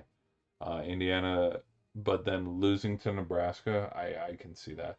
And Nebraska is also coming off of potentially being 3-1, 3-1, 4-1, where their only losses to Michigan State on the road. Yeah. Um, how many losses did this say it had? Um, loses 4 games this season. Yeah, easy. Ohio State. Ohio State's going into town. They're putting belt to ass. Indiana's going to go to Michigan and get belt to ass. Well, this one's going to be belt to ass. This one's probably going to be close. Field goal. SC. There's parts of me just because it's USC where I would pick USC. Washington is a tough place to play, believe it or not, and so I'm gonna pick the Huskies on this one, playing upset. No matter if the Huskies up until this point have 2 wins, 3 wins, give me an upset because I don't see 5-1, 5-2, 5-3, 6-3, 7-3. I don't see them going 8-3 and then 9-3. I don't see them going 9-3. I don't see them winning 10 games. Hell, I didn't see them winning 10 games last year. But yeah, these two are definitely their biggest games. This three-game stretch here, this three-game stretch opens up the possibility of them missing the playoffs. If in this three-game stretch they can go 3-0, they're definitely, if they go 3-0 in this stretch, they're definitely losing to Washington or USC because I don't see them going. To go undefeated in back-to-back years, that is, I'm just gonna say no, no. If it was the same roster, maybe. Oregon will finally get it done and win a national championship. Holy shit, I swiped too far. LSU finishes the season unranked and Ole Miss beats them. Let's pull up LSU's schedule. Yeah, LSU, dude, LSU's schedule is bonkers. They got yeah, their schedule's a gauntlet. Home and away. Home is white. I don't like this. Let's go this one. Yeah, let's go this one. Gold is home, white is away. All right. We're gonna know, and we're gonna find out pretty damn quick if LSU's the real deal after this game. Um, this is an away game. Quick loss. Not gonna think about it too much. Um, but a loss here. At home against Texas A&M. I could see him beating Texas A&M. So after week 4, they could be 2-2 or 3-1. Because I do think they could beat Louisiana Tech. So if they lose to Clemson, that's 1-1, 1-2, 1-3. They could very well be 1-3 after week 4. But they'll beat Murray State, they'll beat Connecticut, they'll beat Mississippi State, they'll beat Auburn. They may be able to beat Alabama, maybe. Um, their push for the playoffs are these 3 games right here. If they lose one of them, they're not going to the playoffs because 1, 2, 3, one, that's your third. No, not only that, 1, 2, 3 potentially. You get that 4th loss, you're done. You're done. Did a 3-loss Texas? Did a 3-loss Texas? Did a 1-loss Notre Dame? Did a 2-loss BYU? Nope. None of them made the playoff. And you're telling me here with 4 losses, you want LSU to get in? No, you're done. You're done. If you lose this one, okay, and you lose one of these, maybe get in at 10-2, maybe. But one of these losses will dictate and determine whether or not you're playing in the SEC championship game. Because if you lose to Alabama or you lose to Texas, Texas then gets a game on hand above you, and then Texas is going to go play Georgia, or Texas is going to go play Alabama in the SEC championship game. The only way, the only way LSU gets to the SEC championship game is by winning boom, boom, boom, boom, and boom. They need to win 4 out of these 5 games. Not even going to look into the Mississippi State or the Auburn or the Kentucky one too much. All they got to do out of these 5 games is win at least 4 of them. Win 4 of these 5 major games. But that's not to include as well. Like if, oh my gosh, here comes Miss Auburn out of nowhere, and Auburn beats them at the end of October, they're done. They're done. And that's before they even get into this gauntlet because Tennessee, Tennessee is going to be rocking in Neyland Stadium. And I mean, yes, he did. He did. He was the coach at not LSU. He was the coach at Tennessee at one time because didn't they throw mustard bottles on him one year or something like that? So I'm just sitting here going as we look at their gauntlet. 1, 2, 3, 4, 5, 6 potential losses. They easily could go 6-6. If they sit on their hands and play like they did last year, they go 6-6. But if they can take care of business and secure their home wins, you beat Alabama, you beat Texas A&M, and you beat Clemson. Those are your 4 biggest games. Like, I'm not even going to look at State or the Tigers or the Arkansas at the end of the year. Dude, yeah. That's good. That's a good hot take. That is a hot take. Do I think LSU makes the postseason? No. I personally I don't have LSU in the playoff. Notre Go, Notre Dame Notre Dame goes 10-2 and misses the playoff once again. That's not happening. I don't think Notre Dame misses. Notre. I don't think Notre Dame wins this many games and 6-12. September 6, 12, 18K. Let's no. Let's run through it. I love this. I love this. Home neutral site for these. I'm not going to think about it too much. Wisconsin is not the team that they used to be. Um, and the Wisconsin of old that I'm thinking of, it's been a decade, bro. It's been a decade. Yeah, it's been a decade. So, Wisconsin hasn't been good in a decade, and so me going, yeah, they could be a Big Ten dark horse. No, they're not going to be a Big Ten dark horse. Big Ten dark horses are going to be Penn State and Oregon, and that's probably about it. And if it's not them, it's winner of Michigan and Ohio State, and then winner of Oregon, USC, or maybe Washington if you want to throw them in the mix. Because then on that other side, because they don't split it up between East and West in the division, it's the top two. Iowa, the only reason why Iowa is in like two of the last three or the last four Big Ten championship games against those Michigan teams was because they were the top team in their division because Wisconsin wasn't pulling their weight. So, against Wisconsin, 1, 2, 3-0, 4-0, 5-0, but this has trap. This has trap written all over. 6-0. This has trap written all over it. I'm going to give them a loss. I'm going to give BYU the win here. In Provo, this place is going to be rocking. This game is going to be a big game. This is going to be a fun game. So give me 6-1. I'll give the credit to BYU.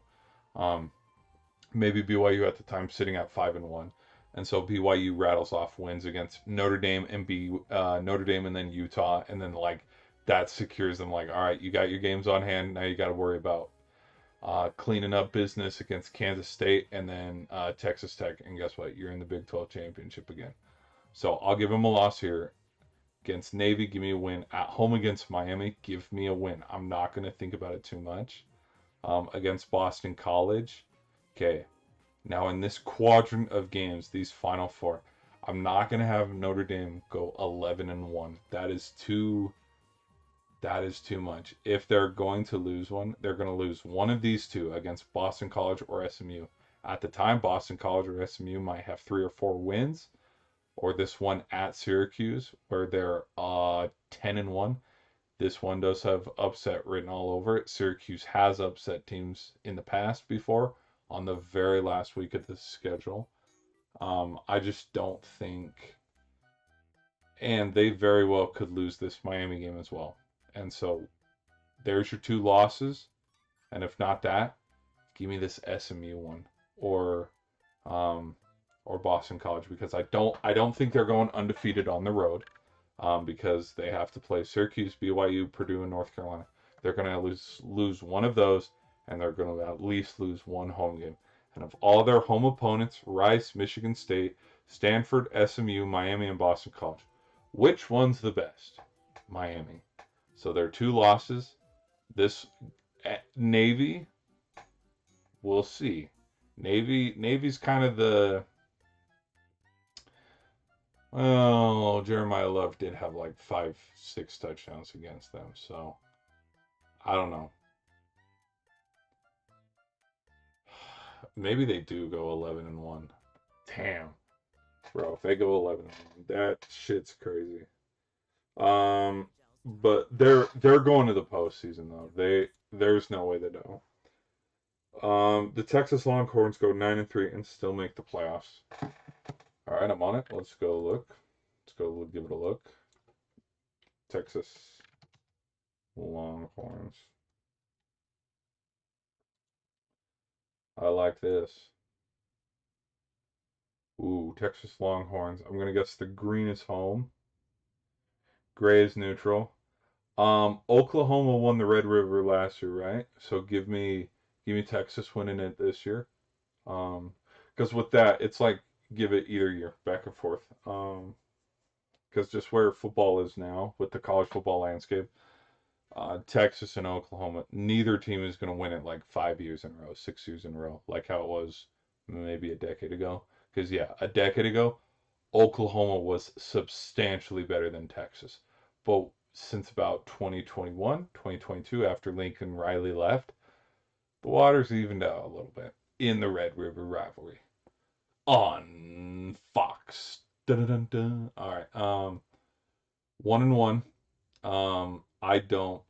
I think Ohio State comes into town and beats ass a little bit. I'm not. I'm not. Oh my gosh. Their four road games are tough. LSU, Texas A&M, and Tennessee. Tennessee's not an easy place to play. Which we saw Arch Manning last year too as well. He had to play in the swamp, in the shoe. Um, where else did he have to go? There are a handful of road games that they played, and it's like, but give me give me a win here. 1-1, 2-1, 3-1. I'll have him beaten Tennessee. 3-2, two no, yeah, 3-2, 4-2,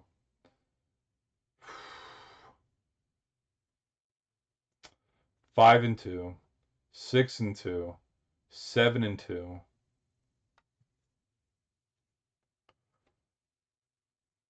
Ole Miss, LSU, and Texas A&M. One of these will be a loss.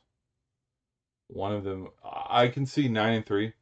I can see 9-3 or 10-2 because I don't think they beat Ohio State. Now, if they beat Ohio State, here's the other thing too. Okay, let's say they go 4-0, 5-0. If they go 4-0, this Oklahoma game right here has all the makings of them. The shift will be there if Texas starts 5-0. Like the conversation of Arch Manning in the Heisman race and all that, that will start the second Oklahoma.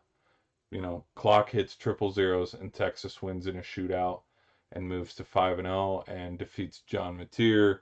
And at the time, Texas will be in the top 10. Oklahoma will be in the top 10.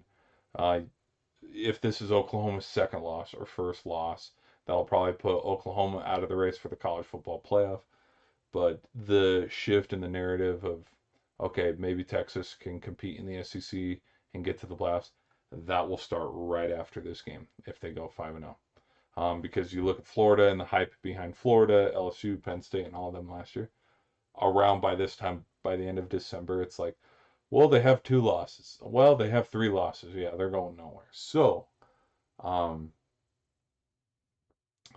chatter will start after the Ohio State one, but then it it will be commonality. It will be talked about every week if they beat Oklahoma and start 5-0 because just this Ohio State game is so early into the season too that it doesn't matter if they win or lose this game. What will ultimately be their decision and fate on the regular season would be this Ole Miss, this LSU, and this Texas A&M. These 3 games right here. If they go 3-0 in this pattern right here, yeah, they can lose to Ohio State and they can lose to Oklahoma. And look at that. They're 10-2. They're in the college playoff. So 9 wins seems pretty safe. This one is a big one. If this was in Oxford, I'd probably pick the Rebels. Um, this LSU one. Here's the thing about this LSU one. The winner of this could potentially be up against Georgia or Georgia, Bama, or Texas A&M. Um, and that's what that game could be, where winner goes to the SEC championship game there. This one here also has the potential of Winner goes and plays Georgia in the SEC championship game. So I like these two. I like these two. And then when it comes to matchups, Texas A&M did beat Texas A&M. Yeah, they beat Texas last year, didn't they? So I can see a little bit of a get back there. So one, two, three, four, five, six, seven, eight, 9-3. I'm gonna play it safe and go 9-3. Yeah. All right, next one.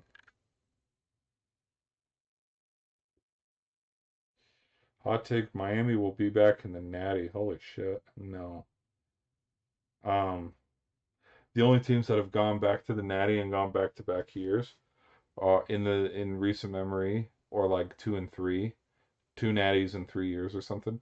Georgia, Georgia, Georgia, Alabama, and Clemson. Those are the only three teams that have gone in back to back years, whether win or loss, or yeah, the 2 and 3 metric. What's another one? Purdue will win a conference game this season.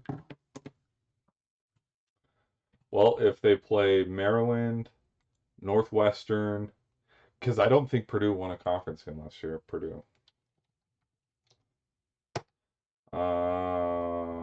Purdue. This is a cool.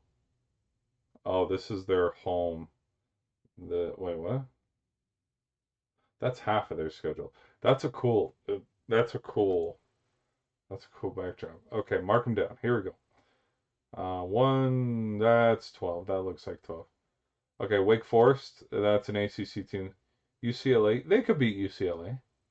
Yeah, I think they could beat UCLA. Oh my gosh, I can't tell what a home game is and what an away game is. Let's go back. Um, Purdue. It's like they do not even care. They don't care about their football. Conference opponents. 2025 and 2026. No. All right, fine. Let's do this one. All right. That looks like Indiana State, the Sycamores. Give me a win. Wake Forest. Give me a win. UCLA. Sure, they can start 3-0. Notre Dame loss. Illinois loss. Minnesota loss. Washington loss. Penn State loss. Maryland. There's Maryland right there. There's Iowa. There's Wisconsin. See, Wisconsin's not the same team. So what they could beat Wisconsin. They could beat Wisconsin. They can beat Maryland. They can beat potentially, probably Minnesota, and they can probably win UCLA, maybe. So there's potential one, two, three, four. There's potentially four conference games they could win that year in 2026. And that is it on that segment. Let's see if we got one more. Miami will be back in the Natty. No. Arch Manning wins the Heisman. No. LSU and Lane Kiffin make it to the Natty. No. Ole Miss makes the college football playoff again. Yes, I do think that's actually a real possibility. Let's go look at Ole Miss's schedule. I'm riding high on the Rebels. I've been riding high on the Rebels for the last 3 years, even back to the Jackson Dart era. Okay, they play. I'm gonna guess red is home, blue is away. Louisville win 1, 2, 3, 4, 5, 6 wins. They can start 6-0. I'll give them a loss. 6-1, 7-1, 7-2. I'll give them a loss here. 8-3. No, 7-3. Win and win. So 9-3. 9-3, where you beat a ranked. Oh, well, one. They only have one ranked win. LSU. Because Vandy will not be ranked this year. Missouri's not going to be ranked this year. Auburn's not going to be ranked this year. Um, they got to win this Georgia one. If they can win this Georgia one, maybe. If they get these two games, if they get these two games on hand, because this one very well could be for winner of this one goes and plays the winner of Texas versus LSU when Texas and LSU play. So the winner of the Texas LSU game, they play the winner of this Georgia Ole Miss. Then winners, because like mathematically with how it plays out, mathematically, not even putting Texas A&M into that equation or Alabama either. Mathematically, maybe the winner of those go and play in the SEC championship game. I could see a Texas Ole Miss SEC championship game. Will that happen? Probably not. But a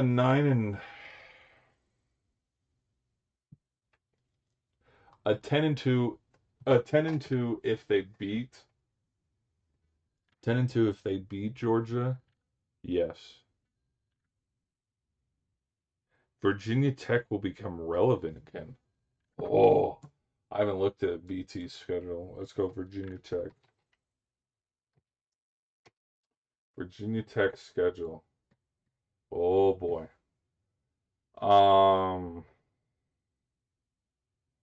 No. One, two, three. There's three losses. Um, maybe potentially four. This is a rivalry game, so it could be up for grabs for me, but there's five. But these, yeah, they'll have more wins than they did last year. But the term Oregon finally wins it all next season, you're absolutely right. Auburn either goes 5-7 or makes the playoff. All right, let's look that up. Auburn. Again, we're looking at the 9-win, 9 or 10-win range. They either go 5-7 or they make the playoffs. So home is blue, green, or orange is away. Loss, loss, loss. All of these are loss. So they beat Baylor. 2-0, 2-2 or 3-1. Okay, but then all of those are a loss. They are not, dude. Bama, Auburn hasn't beat Bama in the Iron Bowl. The only time that Auburn wins the Iron Bowl is in Jordan-Hare. That's it. You've heard Nick Saban talk about what does Nick Saban say about Jordan-Hare? That place is haunted. No.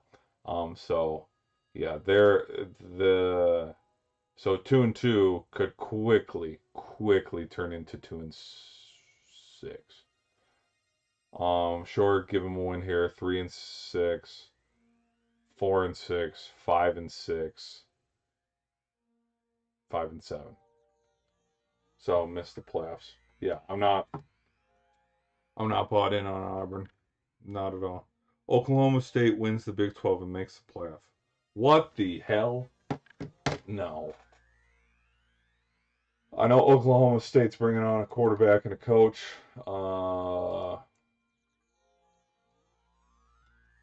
But I also thought Oklahoma State was going to beat North Texas last year. And I also thought they could at least keep it close with Oregon, and then they got blown out 66-3 or something like that. They got their asses. Oh, hell no. Hell no. Look at this. They got to play Oregon. They got to play Kansas State, which Kansas State could have a booty cheeks season. Just absolutely booty cheeks. They could suck this year. But they got to play Texas Tech. They got to play Arizona State at Arizona State. And if the Cowboys come in ranked up until this point, we got 6, 7, 8, 9, 10 games, and they're sitting at 7-2. It doesn't matter what Arizona State's rank is. Tempe, there's always a team that comes to Tempe, and they get rocked. And this game has upset written all over it. So I'm not. No. How many wins the Big 12? So no set piece on how many wins, like 9 or 10 or 8, but they win the Big 12. I think if they win the Big 12, they have to get through. They luck out. They don't have to play Utah. They don't have to play BYU, but they do have to play Texas Tech. They could. This Texas Tech at home. This has upset written all over it in favor of the Cowboys. I will give them that. But 1-0, 1-1, 2-1, maybe potentially 2-2, 3-2, 3-3, 4-3, 5-3, or 4-4, 4-5, 5-5, 5-6. Yeah, I'm seeing them hover around 6-6. Um, yeah, that's a hot take. Georgia and Bama disappoint massively. Ooh, ooh, I don't know. Bama maybe. Georgia, no. No, no, no, no, no, no. No, no, no, no, no. Georgia, Georgia, Georgia, Georgia, Georgia. I like this one. Let's do this one. Georgia very well could start. Red is home. Georgia could start 5-0. 5-0, lose to Bama during the regular season. Okay, they dropped to 5-1, 6-1, 7-1, 7-2, 8-2, 9-2, 10-2. Doesn't look too disappointing to me. And this has all the makings and potential as well. You give them the regular season win against Bama. You have them going to Oxford and beating Ole Miss. 12-0. Wouldn't be surprised. Would not be shocked. This game against Oklahoma at home early in the season, very beneficial. Um, this Bama and these Ole Miss games, like these being on the road, it benefits the other team because if this was in Athens, depends. Depends. Are we going to have a Ty Simpson type performance? Are we going to have a Trinidad Chambliss performance like in the Sugar Bowl? I don't know. I don't know. So I like that one. Give me Georgia going 10-2, which I think I've had them going 10-2 for like the last 5, 6 straight years. Um, Alabama. Oh yeah, it's starting to rain. I can hear it now. All right. Um, 3-0. Notice how they're starting. They're like, okay, Florida State was too much. We got to start with someone else. Um, 5-0. They could start 6-0. They could beat Georgia here at home. They could start 6-0. Conversations will get really loud if. Well, and again, this is not the same old Bama man. You know what? Let me have them start. Loss here. 6-0, lose here. Um, I can see him beating Georgia, but then losing to Texas A&M. One of these three. Oh my gosh. They're beating Chattanooga. They're beating Chattanooga. No. There's no guarantees that they beat Vanderbilt because they lost to Vanderbilt in this exact game 2 years ago. So wait, 1, 2, 3, 4, 4-1. We could have an upset right here, but potentially 1, 2, 3, 4 losses. This gauntlet right here from Georgia to LSU, because I can see them beating Vandy. I can see them, so they could go 8-4, 9-3, 8-4. I don't have them winning over. No, I'm gonna make a safe prediction and say that they are like Indiana, where they're top end, which is so funny because look at Alabama and who they play in their first 6 games versus Indiana. Hello, Florida State, South Carolina, Georgia. As far as I know, those are better teams and a lot better than Howard, Western Kentucky, Northwestern, Nebraska. Those are much better teams, as far as I know and as far as I'm concerned. Um, but starting 6-0 and then losing three straight and then finishing 9-3, very realistic because I think Texas A&M might be a better team. I think LSU. This is in LSU. Um, yeah.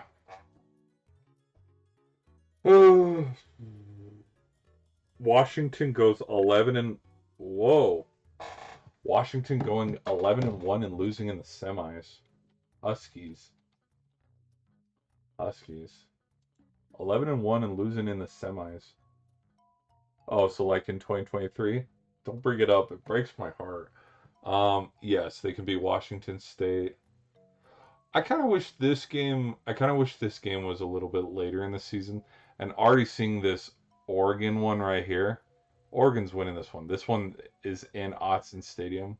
So 1-0, 2-0, 3-0, maybe even 4-0. Maybe 5-0, but let's do a one loss here. Um, Penn State. This one's a huge game. They do luck out because they don't have to play Ohio State. They don't have to play Michigan. The Indiana team that they're playing is the back end of Indiana after losing some players. Tough teams that they play on the road. This one's super early, and then this one's super late. So these are two potential losses. 4, 5, 6, 7, 8, 9, 9 wins, 9-3. Because out of this slate of games, Purdue, Nebraska, and Michigan State, and Penn State, let's throw Penn State in there as well. They're going to lose at least one. So you have one loss here. You have one loss out of this quadrant. So this quadrant and this quadrant. So there's two losses, and then one of these is going to be a loss. There's your third loss. And I'm circling this one, and this one. So there are your three losses. That's a good take. Good take, but no. Vandy falls off. Yeah, we don't need to look at that though. Georgia Tech will win the ACC with the Mendoza brother, the other Mendoza, Alberto. Um, and then it shows other hot takes that they made last year that ended up being true, like Texas Tech winning the Big 12 and then Brian Kelly getting fired. Let's go to Georgia Tech. Georgia Tech. I think Georgia Tech can have a good schedule and a good season, but to see them winning the ACC, well, actually, they could win. They could win the ACC because the ACC I think could be up for grabs. I could see it. Um,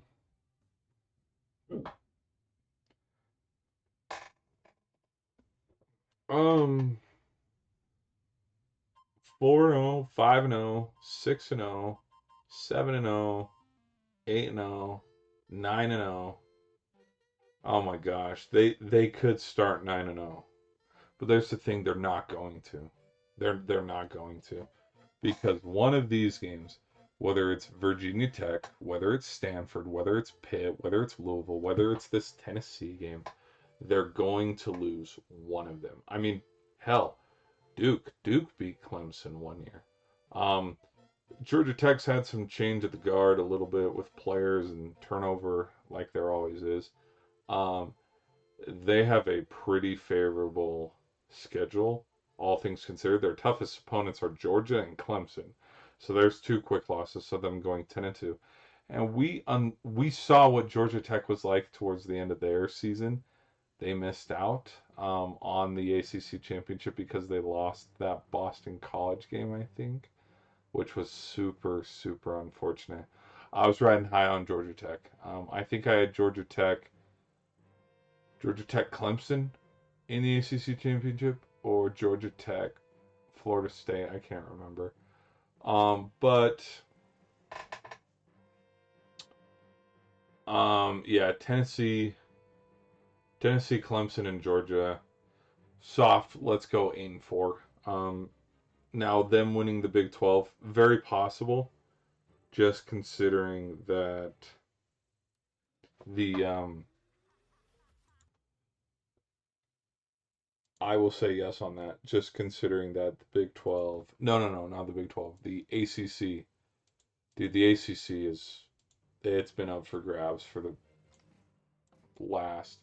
Like if you ask people, people think Miami's going to win the ACC, and people also think that Miami is getting back in the national championship, which is like, okay, hey, can I have some of that, that you're smoking, please? Um,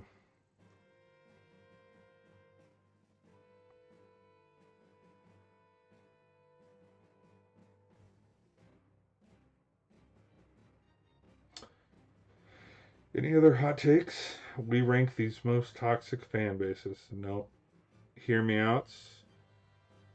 Um, Natty should be at the Rose Bowl. Oh, we've always, yeah.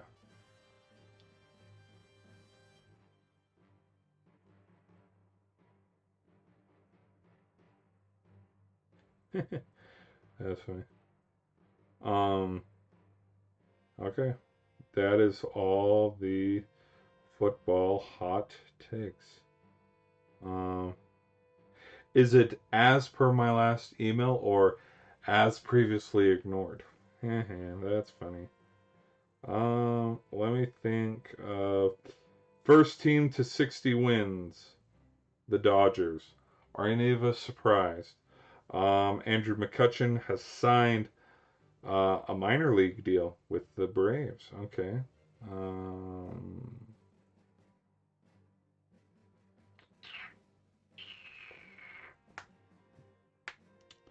all right. All right. I think that might be it, guys. All things considered when you want to look at the sports world. I thank you guys for hanging out. We already looked at the Brad Stevens. Oh, what's up? What's up? Um, as a USA fan, I support the rest of the USA fans making fun of Balagoon. Well, I think look, I don't.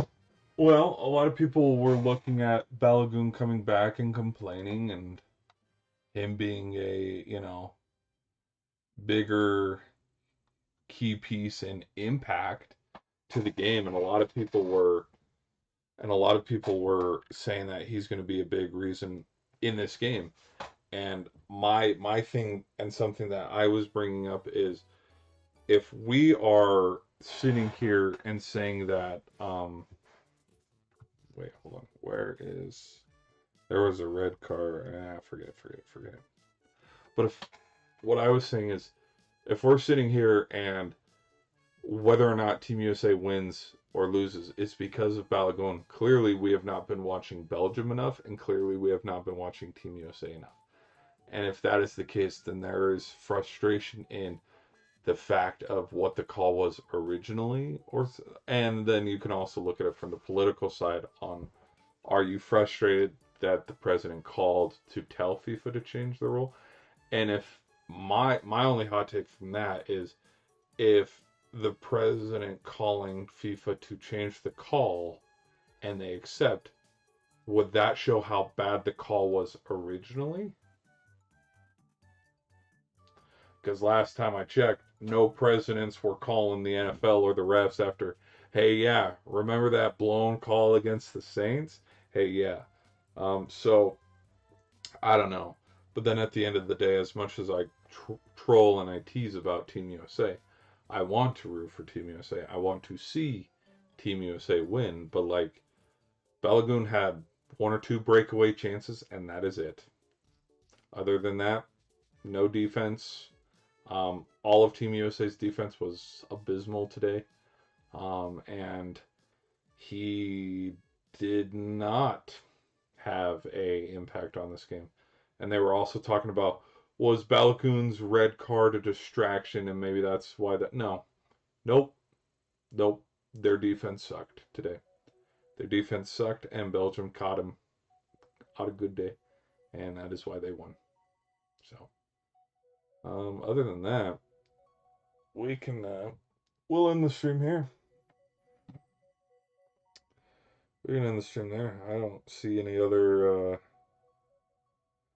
Yeah, no, but Balgun had a good. He had a good. He had a good tournament. He was by far Team USA's best player. Um, so should we look at this? Let's look at this. Yeah, let's look at this. 100 numbers. The best college football players of all time by jersey number. Let's do it. Wasn't Manziel number one? Okay, I gotta make sure this is muted.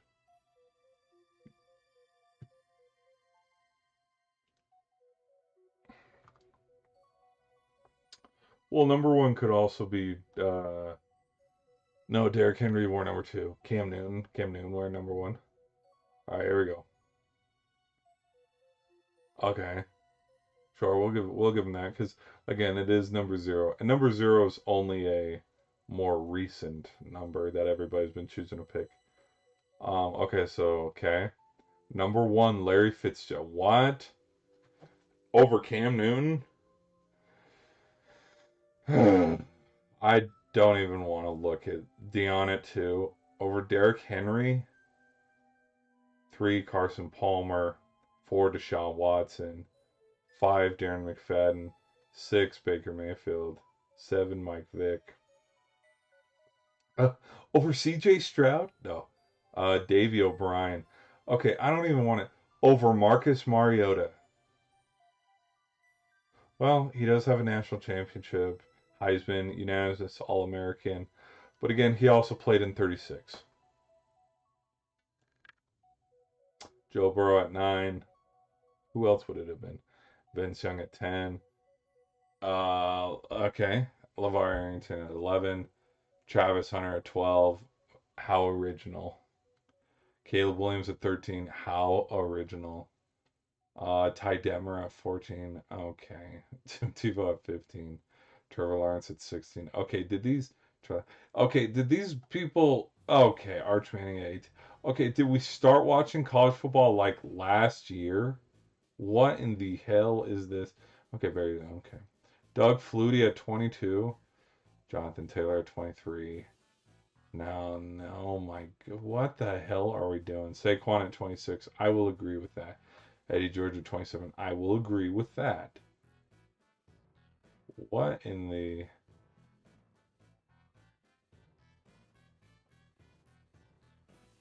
Herschel Walker? Okay. Um, is that? Oh, I was like OJ? No. All right. Palomalu, okay. Jim Brown, okay, yeah. Archie, okay, yeah. No, they like these make sense. Yeah, yeah. Yeah, Irvin did have a weird number. Um the other thing, and this is me being honest, was Julius Peppers known in college, like how Clay Matthews and like Troy Polamalu and Charles Woodson were known. There's another thing. Let's go to who was number two again? Oh yeah, Coach Prime. He was better than Charles Woodson or Derrick Henry or Cam Newton. I don't know. Dick Butkus. Okay. Ah, well. Yeah, that makes sense.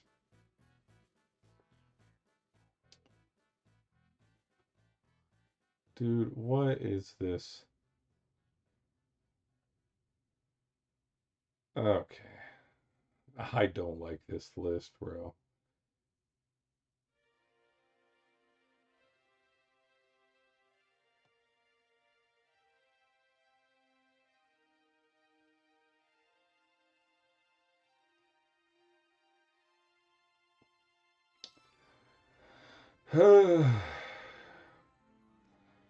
Well, and the other thing too, when we get into the high numbers, is like Like, we knew Randy Moss would be here.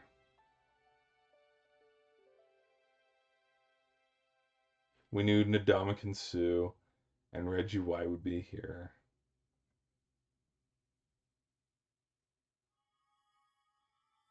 Aaron Donald there makes sense.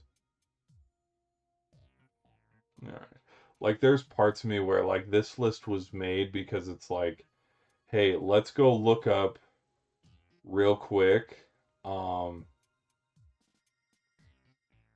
uh, like just asking, asking Chat GPT or something, or going on to Wikipedia or whatever, like a quick links or something, where it's like, hey, which All Americans wore number 37? Type that number down. Okay, which All Americans or national champions won 38? Okay, write that down.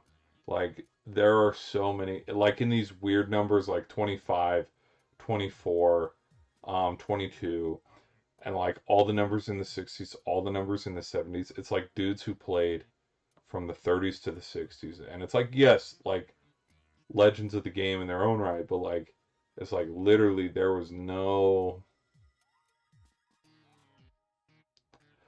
like with number 18, we couldn't find someone better than Archie Manning. Okay. Okay. And like this one, like for example, with Lawrence, Tebow, um, Vince Young, Burrow, yeah, it was kind of no brainers. But like even with number 8, Davey O'Brien, like Mar- again, it was the 30s. Mariota is so much better. So okay, fine. Okay, fine. It is a list. It is a list to say the least. I'm not going to say I agree with it. I'm not going to say I disagree with it. I am going to say it is a list to say the least. Wow. I hate it. It's a terrible list. It's a terrible list. No. All right. Let's hop over to the NHL. I don't think we have anything going. Oh, we've talked about OV coming back. We've known that. I have a video on that if you guys want to go take a little look see on that. All right, people. Ooh, Dodgers ended up winning in the bottom of the 11th, 8-7, because they reached 60 wins in the NBA. Why LeBron broke up with the Lakers first? Oh my hell! What is this? A soap opera? And the writing was on the wall. Sure. They couldn't bring him back. NBA execs react to the shocking Jaylen Brown trade. Well, they couldn't bring him back because when the offseason came around and trade talks were there, who was the number one guy on everybody's trade board? Him. I think it probably got to a point where it's like, all right, fine. Trade me. Get me out of here. All right. And then we already went over the NFL.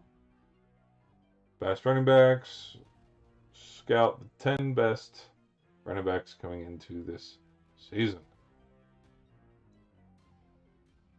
What the hell is this, ESPN? Are we that bored?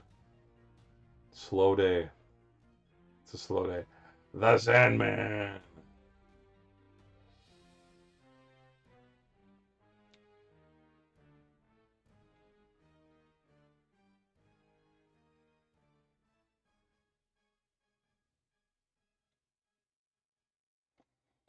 I guess it was a slow day for the ESPN. Oh, all right, guys. I'm. Oh my gosh, we've almost been streaming for 3 hours, but we did take a little bit of a detour. We went down a college football. We went down a little college football rabbit hole. So I thank you guys for watching and listening to me yap. Thank you all for being in the chat and giving your thoughts and insights on hot takes. and listening to me yap and go over them.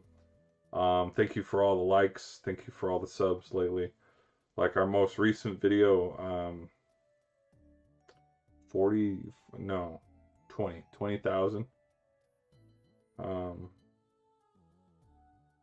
20,000 views. So thank you for that.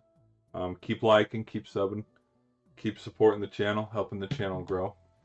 You know, this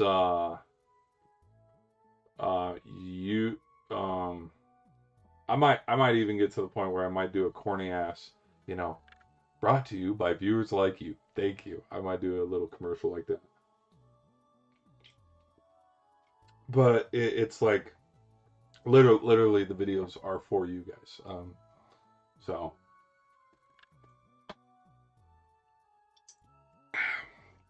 and with that, let's go. Curry up. Boop. And it's good. All right. Let me chase that with water. I've already given myself a headache. Whoa. But again, we have been streaming for 3 hours, and I'm like this close to the. I'm like this far away from the computer screen. So, no, I got nothing else, guys.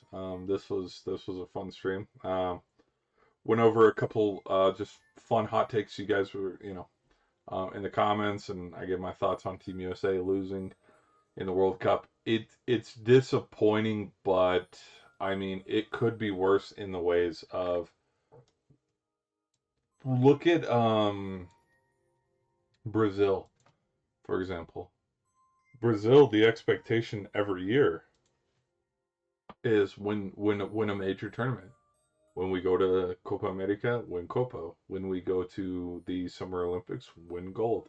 When we go to the World Cup, win the World Cup. Like, so it's like you could have the expectations of that, which I think Team USA is fortunate that they don't have those expectations, because if they did, they would be disappointed every single time. Because I think, I will make a hot take, and here's my hot take: Copa America or the Olympics, Team USA will win one of those. I will give them credit on that. Because with Copa, for example, um, when Messi when Messi retires, um, and like let's say in tournament play, like Vinny, they don't have Vinny Jr. go, and like he's injured or something. Or like, because you know how sometimes in the Olympics they send their B team or something. Um, there's parts of me, I don't know why Team USA would not send their A team to every single major tournament. But yeah, I'll make a hot take. Let's make a hot take right now. Clip it, and we'll come back to it in 10 years. And then in 10 years, I'll be like, damn, that was a bad take. Also, look at that hair and beard. No, um, but yeah, 10 years. And 10 years from now, Team USA will either win. They'll win a major. I'll just say a major, whether it's a Copa America, the Olympics, or the granddaddy of them all, the World Cup.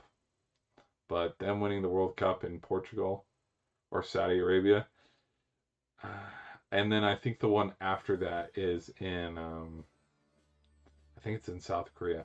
After that, it's like, nah, not happening. World Cup is so much like, it's one thing to go beat up on teams in South America post Colombia, post Messi in Argentina, but then when you get everybody else like the Englands, the South Koreas, Japan, you get all of them mixed up, and you have the Spains, the Portugals, then we all go, because I think in 2038 that's when they're, because I have a hot take. I think I'd pencil it in right now, when Spain is the host nation in next year's games, in the centennial, 100th. There's parts of me that think Portugal and Spain will play in the final. I could see that. Um, or yeah, but like in so then after that one, yeah, I no, no. It'll be a new generation in 2038, and 2038 is so far away to try to predict. But yeah, within the next 10 years, within the decade, yeah, they'll win a gold medal, they'll win a Copa America, or they'll win the granddaddy of them all. So that's my hot take. Because yeah, I they're better than Canada, but Mexico could beat them. I don't know. So that's why it's a hot take. That's why it's a hot take. Where, yeah, Mexico will send their B team. Argentina will send their B team. Brazil will send their A team, but they're like half injured, and that's like good. We can beat all of them because we're gonna send our A team. And look at that in the 2032 or the 2036 in the 2036 Copa America.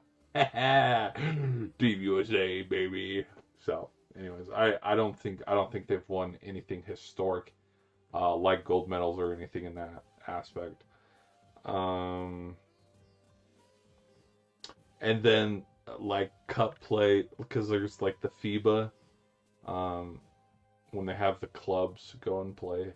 I don't think any U.S. team could actually qualify for that, but I'm trying to think because UEFA isn't UEFA both European and America teams, like the Northern and Southern America teams. I think that's what UEFA is. I don't know. I need to learn about it and learn up on it every year, every other year, or something. So all right, enough of that. Enough of that nonsense. Yeah, that okay. And here's the other hot take. Here is why. Here is why we'll win a gold medal because we will be sending our A team to both the Olympics and Copa America versus other teams like Uruguay and Chile, where they'll be like, we'll send our B team to the Olympics, but we'll send our A team to Copa, and then that's how we'll win the gold medal. All right. Other than that, I gotta stop yapping. It's been 3 hours, but I thank you guys for hanging out. Thank you so much. Keep supporting the channel. Keep leaving a like. Keep leaving a subscribe. And I'll see you guys in the next one.